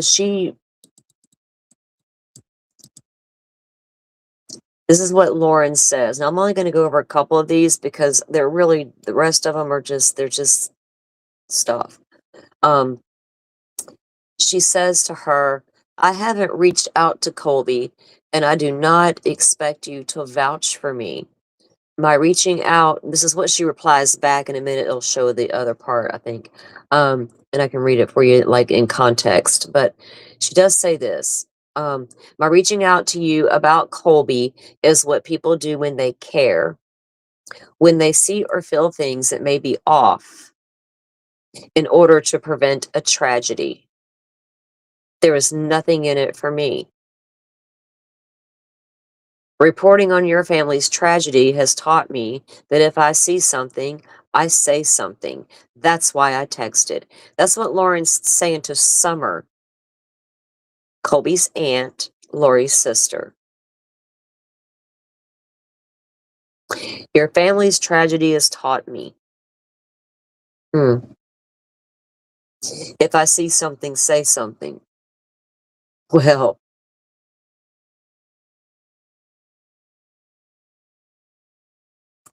she said, I don't control what my interviewees say, but I certainly allow everyone a voice. I always have and I always will. And I don't write other people's stories. Really, because that seems to be happening across the board right now. People are wanting to rewrite the story.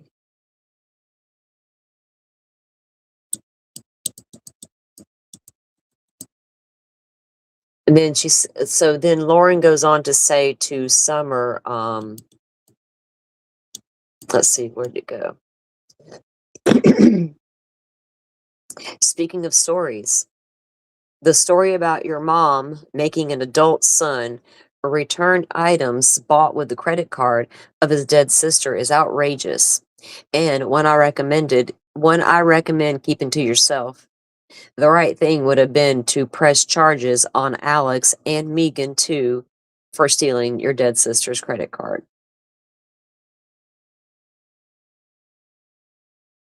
Hawkeyes.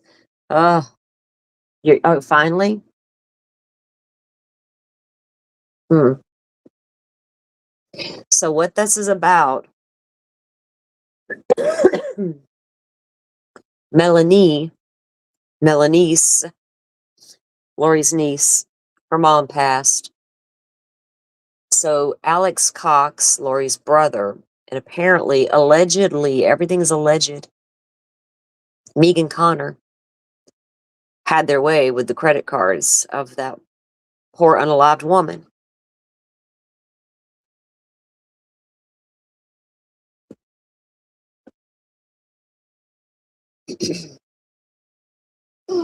So Lauren tells her that she recommends keeping that story to herself.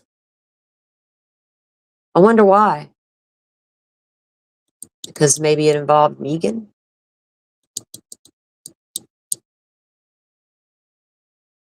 Now, Megan did live with Alex and Lori briefly for a few months. Um, Lauren went on to tell her that she realized accountability isn't a strength in the Barry and Janice Cox family. I'm not concerned about what Colby thinks of me, as he doesn't even know me. I just want to make sure he is okay. I hope you can put yourself aside for a minute and focus on him, rather than how you're mad at a podcaster for saying your sister had an eating disorder. Because I agree with you, this is a small drop in the bucket and absolutely irrelevant to what actually matters or why I reached out. So she's telling Summer what Summer should and shouldn't be mad about. You shouldn't be mad at some podcaster for saying Lori had an eating disorder. Small drop in the bucket. Gimme Colby.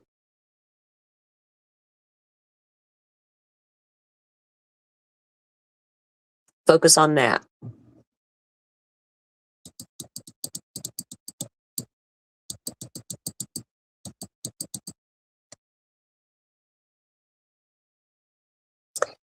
At some point, she sends a message that says that is some sort of bullying people try to do to journalists, like she was done.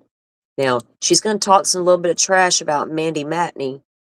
Um, for those of you who don't know, I don't know what her beef with Matney is. I don't know why she would have one. I don't care to know.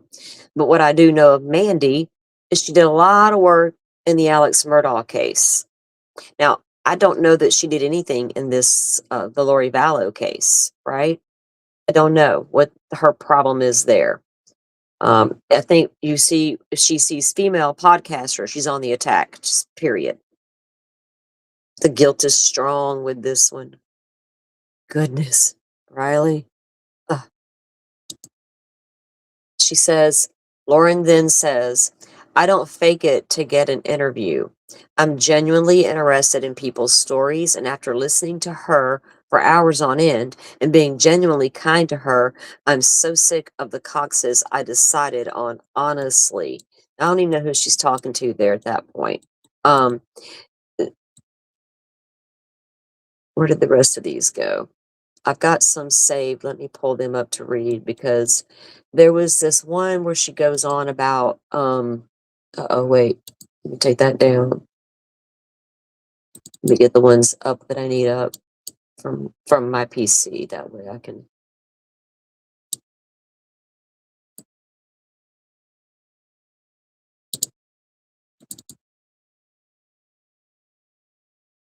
So I think the very first one she sent her, it says, "Hi, Summer. This is Lauren Mathias. This is private, personal text, nothing to do with our podcast or the media. I've received many private messages from people worried and concerned about Colby. If my husband John could be a friend for him, please let him know he can reach out to John in absolute privacy. And either way, please let him know many care about him."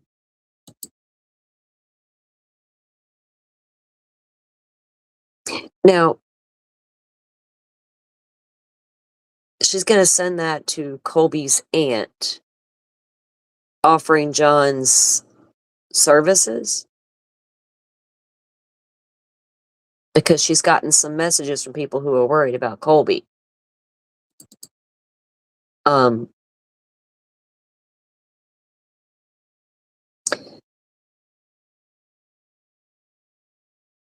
she says that Mandy Matney is cruel. I don't know why she said that. Um, okay. So then she posts one to the group and it says, "This is how petty this woman is."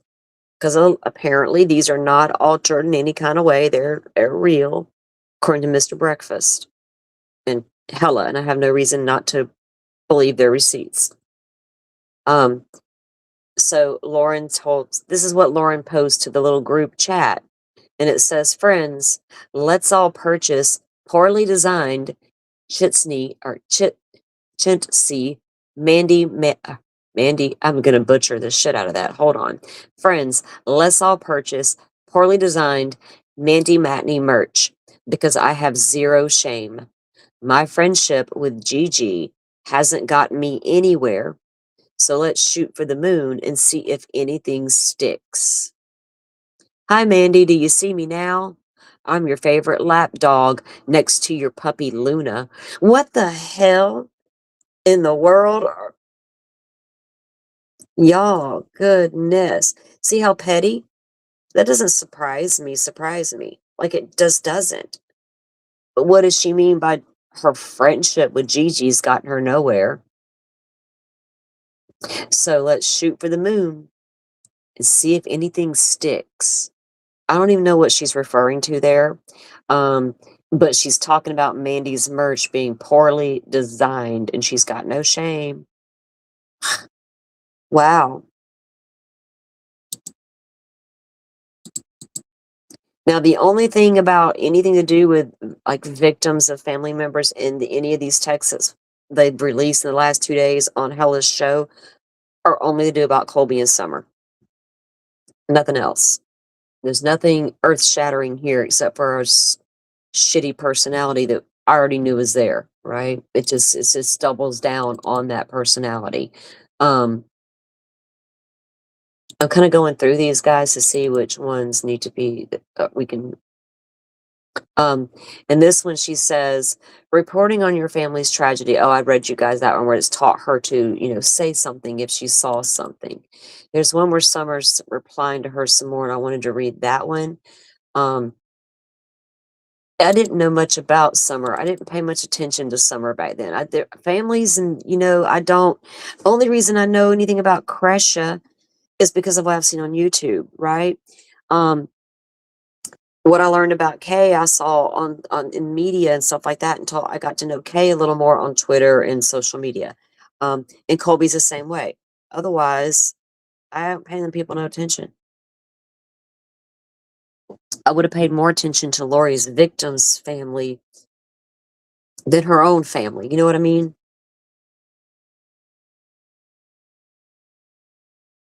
Um, so she replies, Summer says, "I don't think your agenda is out to get to the truth or understanding. You want sensationalized stories to keep your audience happy. I can't control what Colby does. He's an adult. But he is very sharp about reading people and their intentions. So if he is not reaching out to you, it's probably because he can see you are not safe. If you cared about that boy, you would not be spreading lies and mistruths about his mother when the truth is horrible enough." Uh, Summer, I can agree with that statement. There's no reason to spread lies and mistruths when the truth is horrible enough. Or about the family that has loved him and been there for him his whole life, and exploiting that for your profit. Hawkeyes, I feel you. I'm picking up what you're putting down with that comment there. I am. You may have noticed the same thing I did then. Oh,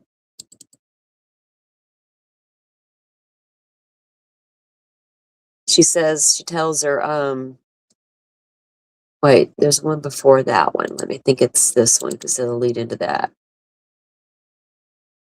Oh, no, we got to get that whole thing. Okay. All right.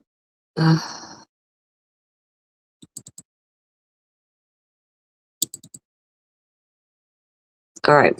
So this is going to be, I'm just reading what the texts say so y'all don't shoot the messenger. Because if you're a Megan Connor sub, well, you're probably not here for fun, right? By will.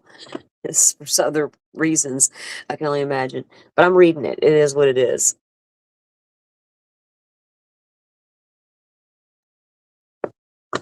If your friend Lauren hadn't have went off by the wayside, her messages wouldn't be revealed right now for us to read about you, Megan. How does that feel right now? Oh, man. Mm. So this is Summer's version. Summer says, I will tell you that 95% of what Megan said on your interview was either manipulated and twisted or flat out made up. Now remember, these are two cousins. I ain't got no dog in this hunt. She says most of it's made up. If you can find one member of her family or even the rest of our extended family to corroborate her stories on camera, or even corroborate that before this case, they also felt victimized by Lori, I will do an on-camera interview with you.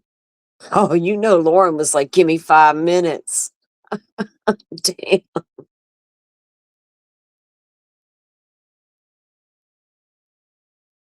Oh, I don't have chat up in real time. What's going on? What is it? Oh,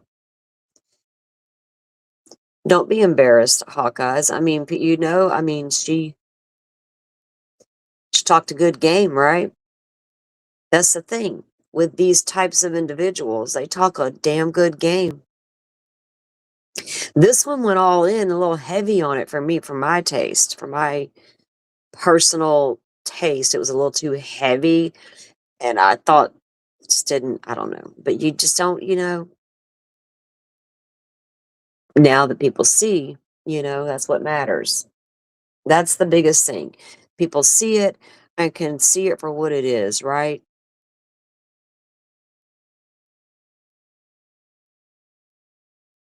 Without all the bells and whistles attached. And Hawkeyes, with that said, the importance of releasing this stuff, right? If it's that bad and we got to hear about it for weeks on end, and people are still supporting and following people they may not should, but they have no clue as to why they're not or why they shouldn't be because nobody's, you know what I mean? So, yeah, it's not your fault, man.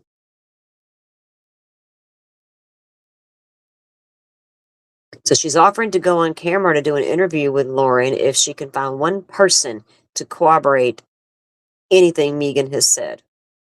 She said, that's how positive I am. She's full of crap. Everyone in our family knows it, but she is family. And some want to be Christian and give her the benefit of the doubt, which I did for years. Adam and Rex tiptoed. Now, they had a podcast together. Adam and Rex tiptoed because they try to be agreeable. They don't have the guts to call her out. She makes everything about her. Megan came to our house 2 times growing up. So maybe a total of 10 days. I saw her one time in Texas for a family reunion. She did not grow up with us, and none of the things she said that happened on those trips. Let me get to the next statement here, part of it.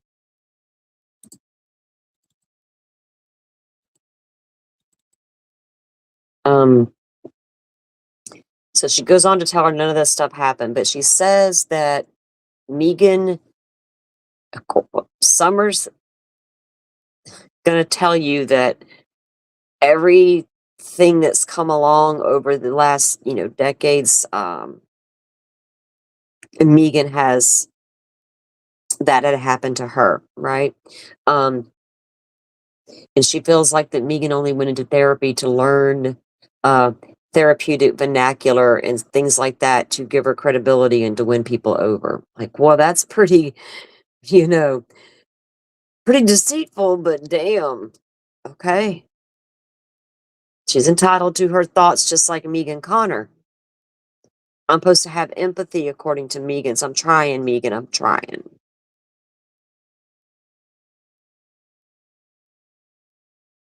If that is who you want to hitch your wagon to, knock yourself out. That's what Summer told her. Wow.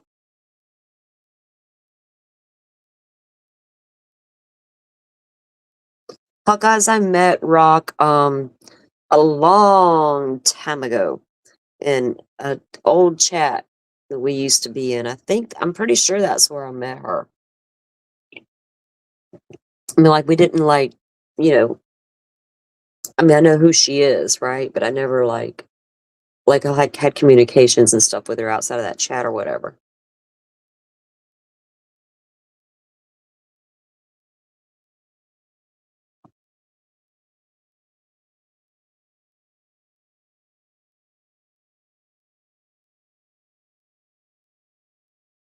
Yeah. I, you know, and we've talked about it, and Krish has talked about it, how these families are just thrust into spotlights sometimes, and people are coming at them at all angles, right? And you can't even breathe. You just need your loved one's story told, not that crazy lady who did it, right? That's what they wanted to make sure was happening. So Summers says to her, to Lauren, if you want to hitch, if you want to hitch your wagon to that, knock yourself out. But know that Megan was charging Stacy's credit card. Now, Stacy was Lori's sister, Melanie's mom, who passed away. Um, but know that Megan was charging Stacy's credit cards right alongside with Alex. Now, this is all alleged, innocent until proven guilty. Megan had done was to Alex told Lori what he and Megan had done with Stacy's credit card. So she's flat out accusing those two of taking that woman's credit cards and making charges on it. She was pissed and told my mom. My mom got mad at Alex and made him send back everything he ordered. And he said Megan begged him uh, to ask my mom not to tell her parents. And the story she told at my sister's funeral was not anything what she said it was. She told a very different story. No one thought Stacy committed self harm. My dad didn't pay for Lori's implants. Oh my God, I've heard about Lori's daddy paid for her implants. I don't even care. But Summer says that didn't happen. Alex didn't crash his truck nor abandon it after his accident. It would take me all day to address her lies. Good luck dealing with her. Holy cow. Got a hot one here, ma'am.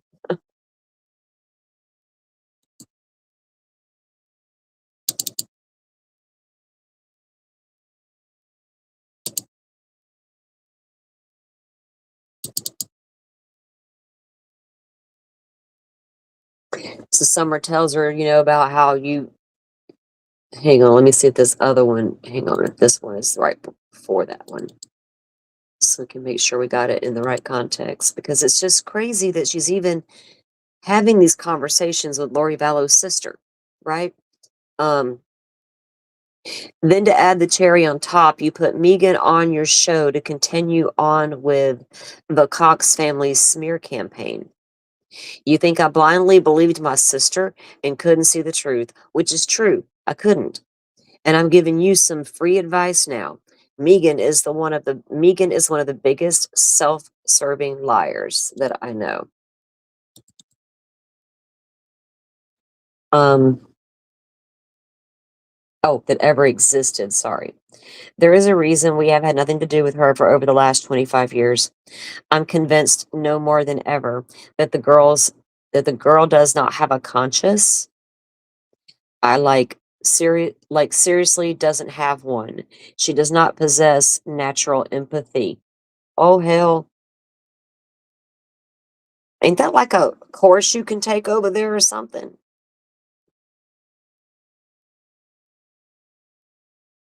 But she has you all eating out of the palm of her hand. Your husband is a psychologist and can't see through her pile of bull crap. Summer. Summer, we see you in a whole new light. Damn it, man. Lori Vallow's sister. Ah. It honestly makes me feel better about having believed my sister when a trained psychologist can't see when he is being snowed. Holy shit. Y'all.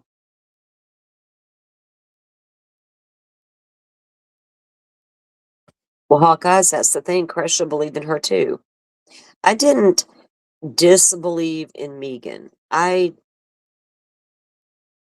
really didn't question her motives either. I just didn't jive with her because I'm an empath.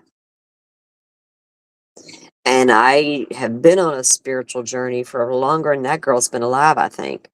So for her to come in hot and heavy and trying to explain empathy and all these weird videos and stuff, it was like, what in the world are we making? What are we doing? Um, Found that niche, eh? But then after all this happened, she came in hot with all that empathy. Women like me, you know, we are not empathetic. I took offense to that. Kind of insulted my intelligence a little bit there, and I didn't like it. And I haven't seen hiding her hair out of any of these people after all Lauren's evidence came to light that she was trying to keep out of court TV's view. It didn't work out for her, did it, y'all? But, it is what it is. You can't help, she came in and she talked a good game. She was a walking red flag of what she preaches about, apparently. I don't know. We're just, this is what Summer feels about her. And it kind of aligns with some of the things I thought. And if you look into Megan a little bit, and I don't know, there's a lot out there. There's a lot going on with her. A lot of layers to that one. Um,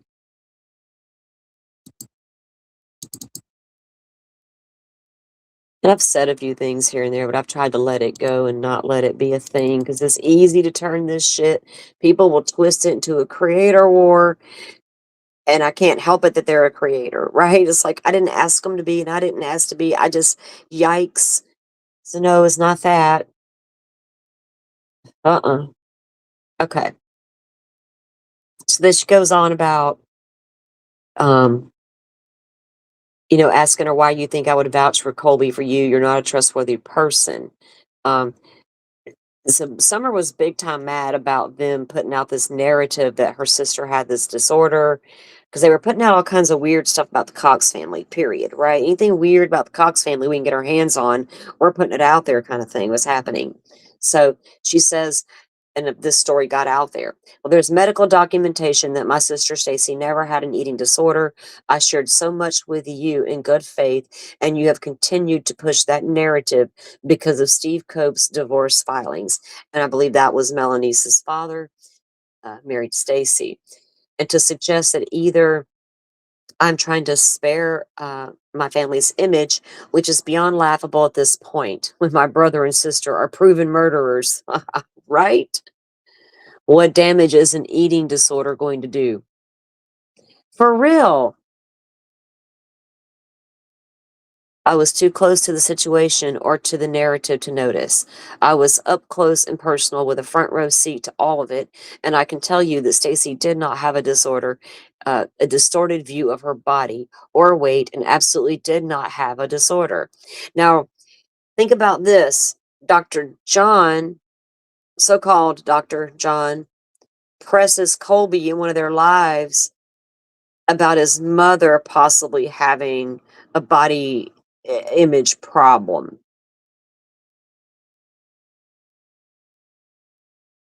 So are you gonna now say that all the girls in the family do doctor? What are we doing here, Doctor John and Lauren? She had some anxiety and depression, which anyone with a severe long-term issue or illness would have.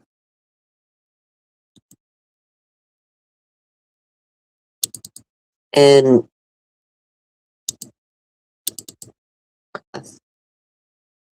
so Lauren is telling somebody in the group about this, and she says to this person, her response is coming, but I do personally regret involving John in that initial text. So please don't share that anywhere. And excuse me, she's saying to this person, about the conversation with Summer. And then she drops screenshots of the conversations, the very thing she's not wanting nobody else to do to her. John didn't ask to be involved. That's all me. Well, did John see the stream? Just see this? Um, I'm not sure why you would think, because that's the same one about vouching for Colby. Um, so that's really like the gist of those text messages that they were sharing. In the Lauren claims that the intent that her conversation with Summer was an intense ex, an intense exchange. That's what she called it. And then she tells the person, I'm going to share it with you. And she does. Now, I don't know, sharing with the group, sharing group text messages here. Well, you get what you deserve doing all that messiness. Um,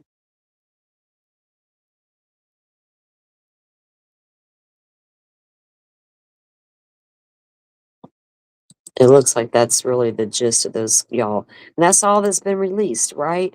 Um, it says that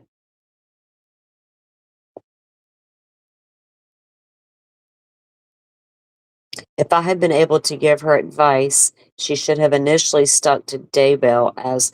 Now, I don't know who she's really talking. Lauren talking about somebody here. Maybe it's Hillis, Lori Hillis. If I had been able to give her advice, she should have initially stuck to Daybell, as was her plan. Get people excited about her book. Yeah. And then there was plenty to discuss about the Daybell case back then. She could have even pulled an Annie, and on weeks where there wasn't anything going on in the case, as far as Daybell goes, she could delve into the FOIAs. It would have helped her in her research too. Then, post Daybell trial, she could jump into maybe two different cases that interest her, but still maintain Daybell focus. She's got, she gave somebody else advice on his channel too, and instead, she jumped into all these other crimes she hardly looks into. Damn, she just talked about everybody, y'all. Like everybody. She didn't care. You were fair game. Um, girl, somebody sends Lauren a text or a message back in that group, right? It says, girl, if Mandy, Matney, and Gigi can podcast, so can you. Plus, I mostly just cough all the time, but still get through. You got the voice. Wow. Well, if Matney can do it and Gigi can do it, Lauren, you can too.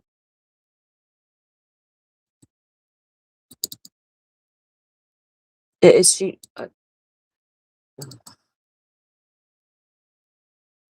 So she's really just trying to badmouth these other female podcasters because she wants their spot. She wants top notch. She wants to be the one. And so she's over here wreaking havoc in these groups and in these bizarre texts to all these people who are now upset and going to come out and do this and that. And then, so see, none of those to me were like, oh my God, it was just, ugh. And Kresha hasn't seen all these damaging texts. She knows about a couple of them. So people are not sharing them, even with her privately, I guess. I know that I think toward the end of that live, the host mentioned receiving screenshots from people who are like hidden gems or something saying bad things about Kresha and family members who were speaking out or whatever, but they're not going to show that publicly. So, I, you know, if Kresha wants to know something, Kresha's got the right to know something. I don't think anybody's should tell her, bring it up and then not tell her, right? It's weird. Like, just do it or don't. Um, I personally would get a hold of her and do it offline if I felt she wanted to know something. It's just, I can't with the slow drip and the strangeness of it. Um, this is about victims. How many times they got to turn on the YouTube. And I don't know, do we have the right to tell them, stop doing your YouTube channels and stay off the internet a minute? People are talking about your families, right? No, we don't got the right to tell them that. But every time they come onto the YouTube, they got to see it. That we're being taught, is that re-victimizing the victim in some way? It's one of those things.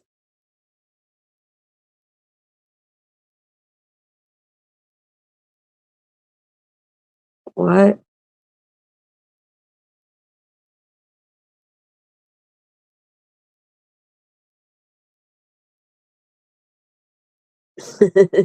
Riley.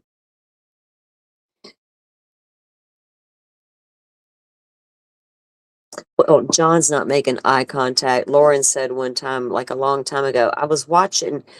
It might have been one of their thing. I might have reviewed something, right? Because I don't ever watch them live, and I never did. I was never like, oh my God, Hidden True Crime Zone, let me go watch. I had reviewed a few things here and there over time, and I know I was watching once, and she mentioned that John was uncomfortable on camera. Um, his looks bothered him, and he didn't know what people would think about him or whatever.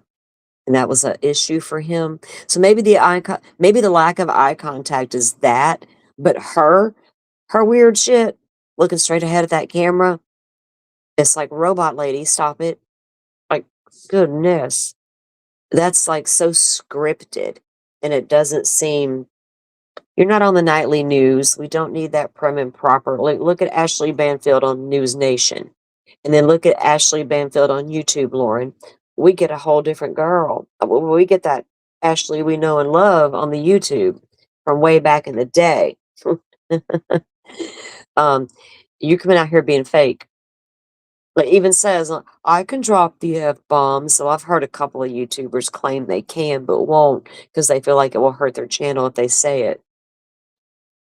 They're adults and can't handle it. We can't say those ugly F words, but we can say murder. Murder.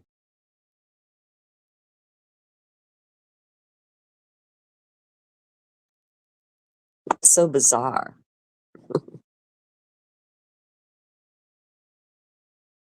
I, does Lauren show us a bigger picture? And how many times, how many podcasters, how many news outlets reach out to people? How many do it for the right reasons and how many do it for the wrong reasons, right? Mandy Matney's case, nosing around down there in the Carolinas for the right reasons. I don't know what y'all was all doing in the Lori Vallow case. It seemed pretty cut and dry. So the only thing to do in that case was not get to the real truth, but get to the victims of the crime, because that's the truth now.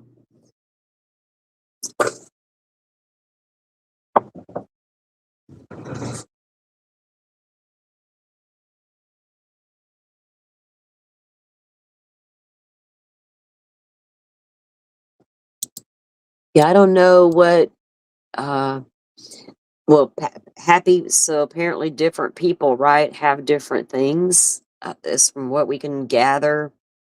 Like, I don't even know how many people now I'm supposed to know has these messages. There's like a couple of girls, this guy, breakfast guy. Um, you can take this to the bank. Anybody that was in that face group chat had access to those messages. How many people were actually in that chat? And why are we not seeing all of them? You know, when I don't like saying their name out loud, they might strike me down just for saying their name. MS Podcast, a husband and wife duo.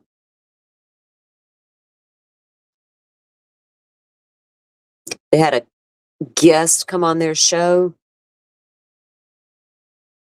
who was, I don't even know what was he upset about, but he was upset with his former friends. And he leaked all of the group messages into this podcast.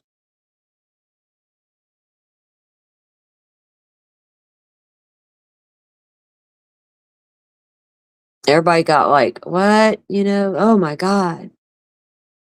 So I wonder how many people are in the group. 5, 6, 7, 8, 9, 10. How many of them have accessed those messages? How many took screenshots back in the day? If Lauren left the group, which at some point she did, do those messages disappear? I mean, do they just stay there forever? Are they still accessible today? You know, like, geez, was nobody conversating back with her? See, I can't miss that part. There's like a whole lot of conversation going on there with various people. Is everybody just sitting there going, oh my God, can you see what Lauren just said? Oh my God, do you believe that? Oh, Jesus, Lord. No. I don't know how many have access to all that, or when or if it will ever come to light. Because you have to wonder, to make it come to light, kind of got to make it all come to light, right? So I don't know if it ever will. But I hate that the families have to continue to turn it on and see it if there's no point to it anymore, right? She's done lost all the subs that she's going to lose. Um, I have no idea what goes on over there. I'm not trying to go look. I don't know about the Patreons or none of that stuff. I'm not feeding the beast, man.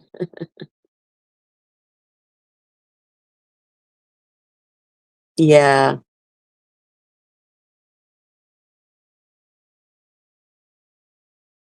Riley. You only heard of her when she did the 8 to 9 hour live. Yeah. I knew who she was, and I knew, the backstory on her and Joe and the striking of Sleuthy and all the things that came before all of this came. Um, and she continued her strike parade. Look, the woman just does it because YouTube lets her know in the back end that somebody's used her content or done whatever, and automatically she sends out her little strikes. It's just what she does. Did she follow through on any of them? I didn't think she was going to follow through with Crushes. But everybody put their heart and soul into that one. I'm like, okay, but yeah, I was right. She didn't do shit.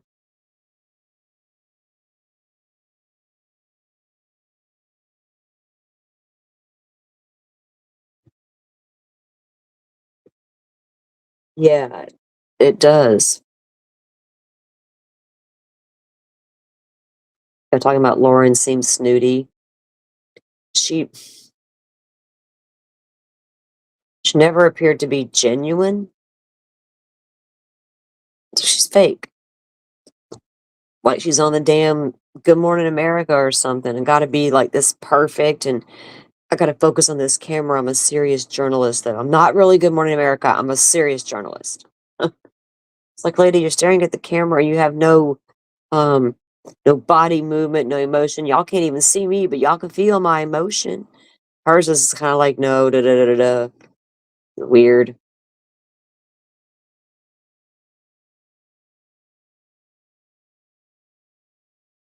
You won't ever get that time back, Pammy. Lord, I kept falling asleep during it, right? And I would wake up and I'm like, damn, that thing's still on.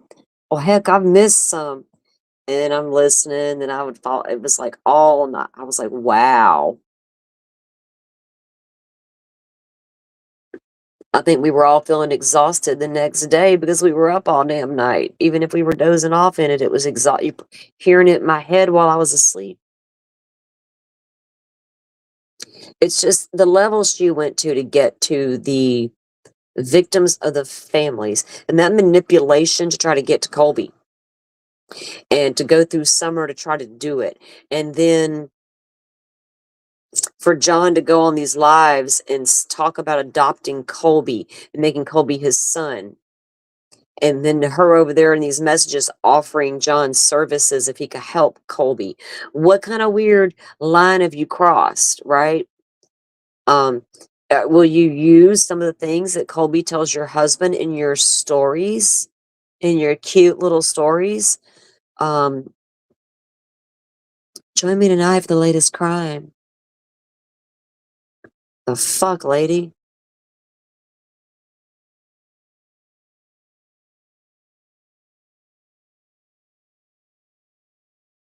Brain cells and all. I just, we hate it for the families, don't we, guys? I mean, for the most, I mean, that's been my problem from the beginning of all of this. And then we saw a level of manipulation come into that same stream last week with some weird girl called Six coming in hot trying to defend somebody that we all know. And we're like, whoa, whoa, whoa. Stop it with all this. Y'all go sit down. Befriending victims and stuff on purpose for clout. It's ridiculous. It's not tolerated here. I'm so careful about that. I could reach out right now, and who's to say that I haven't, to Danica Troy's mother,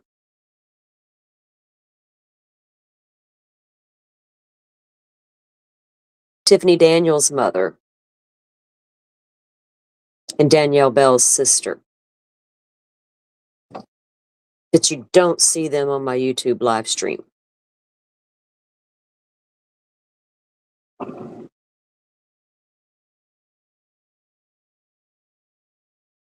We hopefully will have Bonnie after the first of the year because this time of year is probably the hardest time of year. If you have a loved one that's been murdered, missing, that not knowing, one that just passed, just, naturally, can be a very hard time of year for people to move through and just to get through the season. So to have all that added, stuff, I would never want to exploit a family or feel like we were or I was taking advantage. No. So I did have a discussion with Bonnie, and some things were happening in that case that, yeah. So we just decided we would wait and do that after the holidays, give a little break. But we're going to get back at that. But Bonnie actually has her own social media accounts, right? So we're going to be having a conversation with some, and boy, does she have some accounts. Oh, we had dropped the links the other day. So if you guys linked up, you may have went and seen some of the content that she has on her sister, Danielle Bell, missing from Pensacola, Florida, over 20 years. And we just need some people to talk. Yeah, Rachel, the point was lost a long time ago. Cash cow, moo moo. It's the gift that keeps giving, so why not? Slow drip, a slow burn with a dollar sign for the S. I, I don't know. That's what I, I got a, well, not I directly, but true crimers got called grifters because of Lauren. So, cash cow. I don't know. Hawkeye. Thank you. Yes. You just heard about Melody Buzzard. It is very sad. We went through it at the beginning. My Wi-Fi is acting up, so I was able to display anything I normally would share what I was reading. Um we were going to review some of the press conference, but I can't share screen right now. But there was the press conference held. I did review it and I took some pretty good notes, and we went over all the details that were shared in the press conference with the timeline. It is very sad news that I think a lot of us felt like would happen, but thank goodness those two people found her, right, guys? I mean, to let her little body get some peace. Um, before Christmas, that she's not laying out there like that, just waiting to be found. At least she's been found and they can take care of her and do this properly. It's really sad. We'll have to wait for more information to come out. We'll see what happens. I don't know when Ashley will appear. Like we were saying earlier, I don't know when she'll be in court for arraignment or however California does this out there. We didn't see Nick's right away. Writers. So I'm thinking it'll be next week, though. We got the holiday and the weekend, so I don't look for fast movement. I probably got to get her in there and get her evaluated. So that got look now they got time right between now and Monday morning. Get it done. Well, now they might have the doctor not coming in because it's holiday. Who knows? It is horrible. It's what in and that's like this whole goes back to like this whole fiasco, this Lori Vallow stuff. Another mother who harmed her children. It's insane. Here we are in Lori's case. The woman done been convicted, sent off to prison multiple times. And the fiasco that resulted from all that bullshit is sitting right here today with us. I was like, what? Can we let it go away? How are we going to see this in another case, another year? Oh, guess what? We got a bunch of messages we're going to release about so and so. They just made me mad. I've known about it for years, but it just made me mad. I'm like, oh well. Maybe you should take a drink and think about it. I don't know. Mad posting and all that. Who knows what triggers people to do things? Oh no, triggers no longer the word. Activates. Who knows what activates people anymore?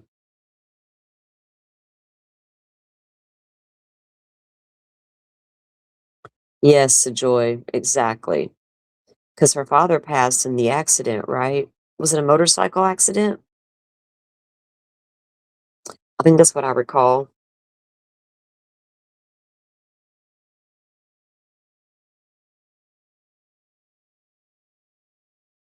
Yeah, right, Simi. Well, because think about it, because starting, next after the holiday and the weekend, then we got New Year's coming right behind that. So, will we see anything before the first of the year? Yeah, Christmas with her daddy. Did something change in Ashley when the motorcycle accident happened? Because think about, because when I heard about that accident, and I thought, wait a minute.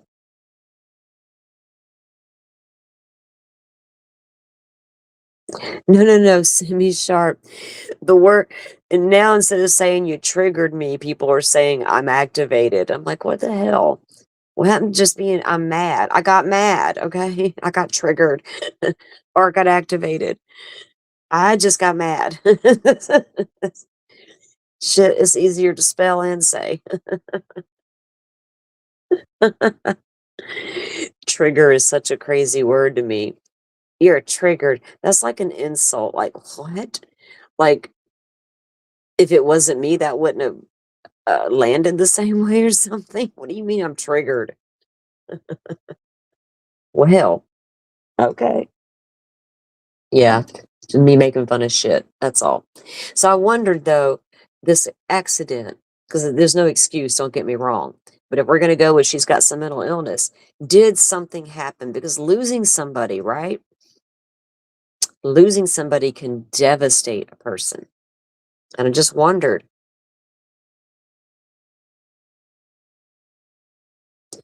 Hawkeyes, Greg Biffle and his family, bless their hearts. I cannot get enough of the YouTube channel right now. Don't get me started. I come from a long line of race car drivers, a real long line. So I know Greg well, and oh man.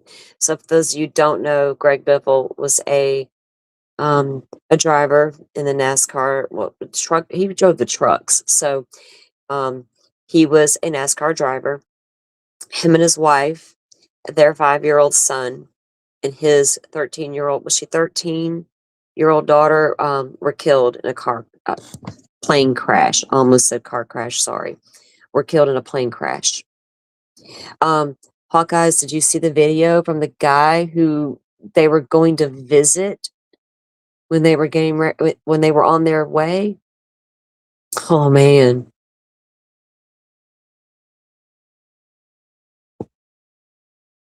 He was headed over to visit a friend to have this gift exchange where they couldn't spend less than 10 grand on each other. Like they had to spend that much and they were like crazy, just do a video on this crazy what rich people buy each other or whatever. But it couldn't be a car, right? Because both guys had tons of cars being race drivers and all that. But yeah, Greg had bought him some racing pigeons. They were homing pigeons, but they were racing pigeons. Cause you like what? This dude was blown away. His friend told him, he's like, man, I have to tell you what he bought and was bringing to you. It was like this big fancy remote control airplane and these racing pigeons. Um, and that guy had in turn, his gifts were like, no, he's the one that bought the airplane, but he also bought Greg these 2 mini donkeys, I think he said. Like donkeys. But yeah, Greg Biffle bought that guy racing pigeons and didn't get the chance to get there to get them. They died before they ever got there. Emma was 14. Thank you for that correction. It's very sad. And there were 3 to 4 others on the plane as well, Pammy. Thank you for that. Mention them as well because oh, it's so sad when these things happen so close to the darn holidays. And they were such a sweet family, right? So authentic. And did a lot of good things. He did a lot of good things. Was it for, Hurricane Helena? Yeah. There's a lot of good stuff on that YouTube channel, Greg Biffle's YouTube channel. Just a great all around guy. So a very sad loss for a lot of people. And God bless their families, this time of year. And his daughter's mother, she was his only child. She was her only child. It doesn't matter if you got more kids. Take it from me. They can't, it doesn't matter. If you got 1 or 15, one is one when they're gone. Um, so my heart really goes out to her too, because this time of year may never be the same, right?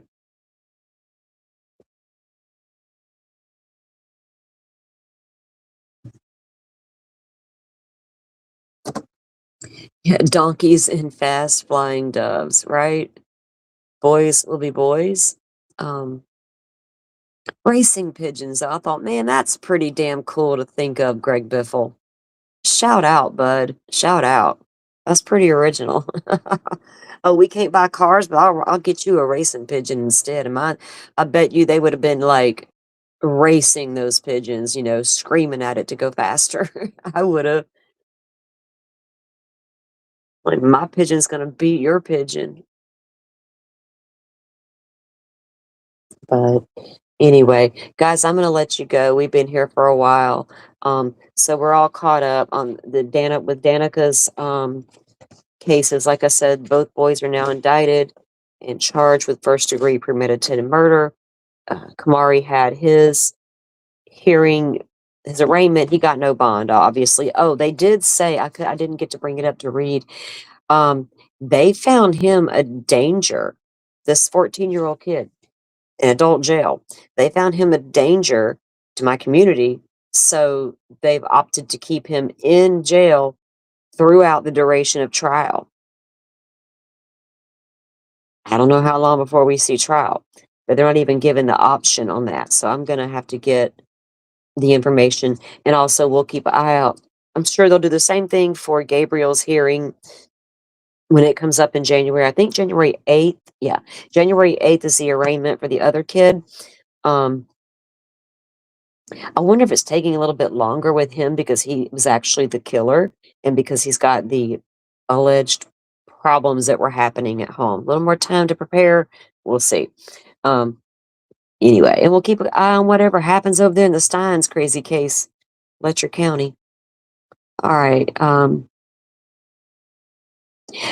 Thank you, Pammy, for coming in. And I love you all, everybody in chat. You guys are great for coming in and chatting it up with me when I told my mods earlier, I was like, we were getting ready to watch, we were all independently getting ready to watch the press conference for Ashley Buzzard.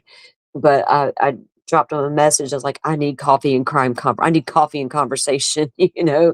So y'all, thanks for giving me that tonight. I appreciate that. Yeah, I don't know when I'll be live again. I'm not going anywhere. I'm going to be here at the house chilling, eating some food. I may go live at some point tomorrow. I may go live sometime on Christmas. We'll see how it goes. In case there's anybody else at home just chilling and wants to hang, they can come in and do so. And if not, y'all have a good one and have all the good holidays and be safe out there and go see your family, your friends, eat a bunch of good food, and stay safe, especially if you have to hit the road. Um, We want everybody to make it back home safely. Y'all watch out for them crazy people out there driving. Oh, Lord. All right. All right, guys. Well, I got to remember to end it on my phone and not the computer. I'm going to be trying to do that and going like, why is it not working? Yes, thank you, CH Hawkeye, for coming in. It's nice to meet you as well. Um, Rachel, all three of my mods, all of my mods are being here. All three of you. Y'all are a blessing to me and friends to me. And this all community love you guys, and I know it. Semi Sharp, welcome. Thank you for coming because you, you know I love you. You know I do. I'm finally getting it right, right? Hawkeyes, we're glad you're feeling better. Thank you for being Carrie. You've been wrapping gifts. Is that baby asleep? Did you get the baby down? And then you're like, okay, now I can breathe and get this done. Oh, well, thank you for listening while you've been wrapping your gifts. Um, Real happy. Thank you for coming in, hanging out with us. And Pammy, always good to have you here as well. Ruth Ann, thank you for coming in. Anybody that's going to get us on the replay, we appreciate that as well. All right, guys. Well, let me get over here to my control settings so I can shut this down for the night. I'm going to go relax and chill. Y'all have a beautiful Christmas. Um, I'll see you when I see you. Y'all have a good one. Thank you all for watching.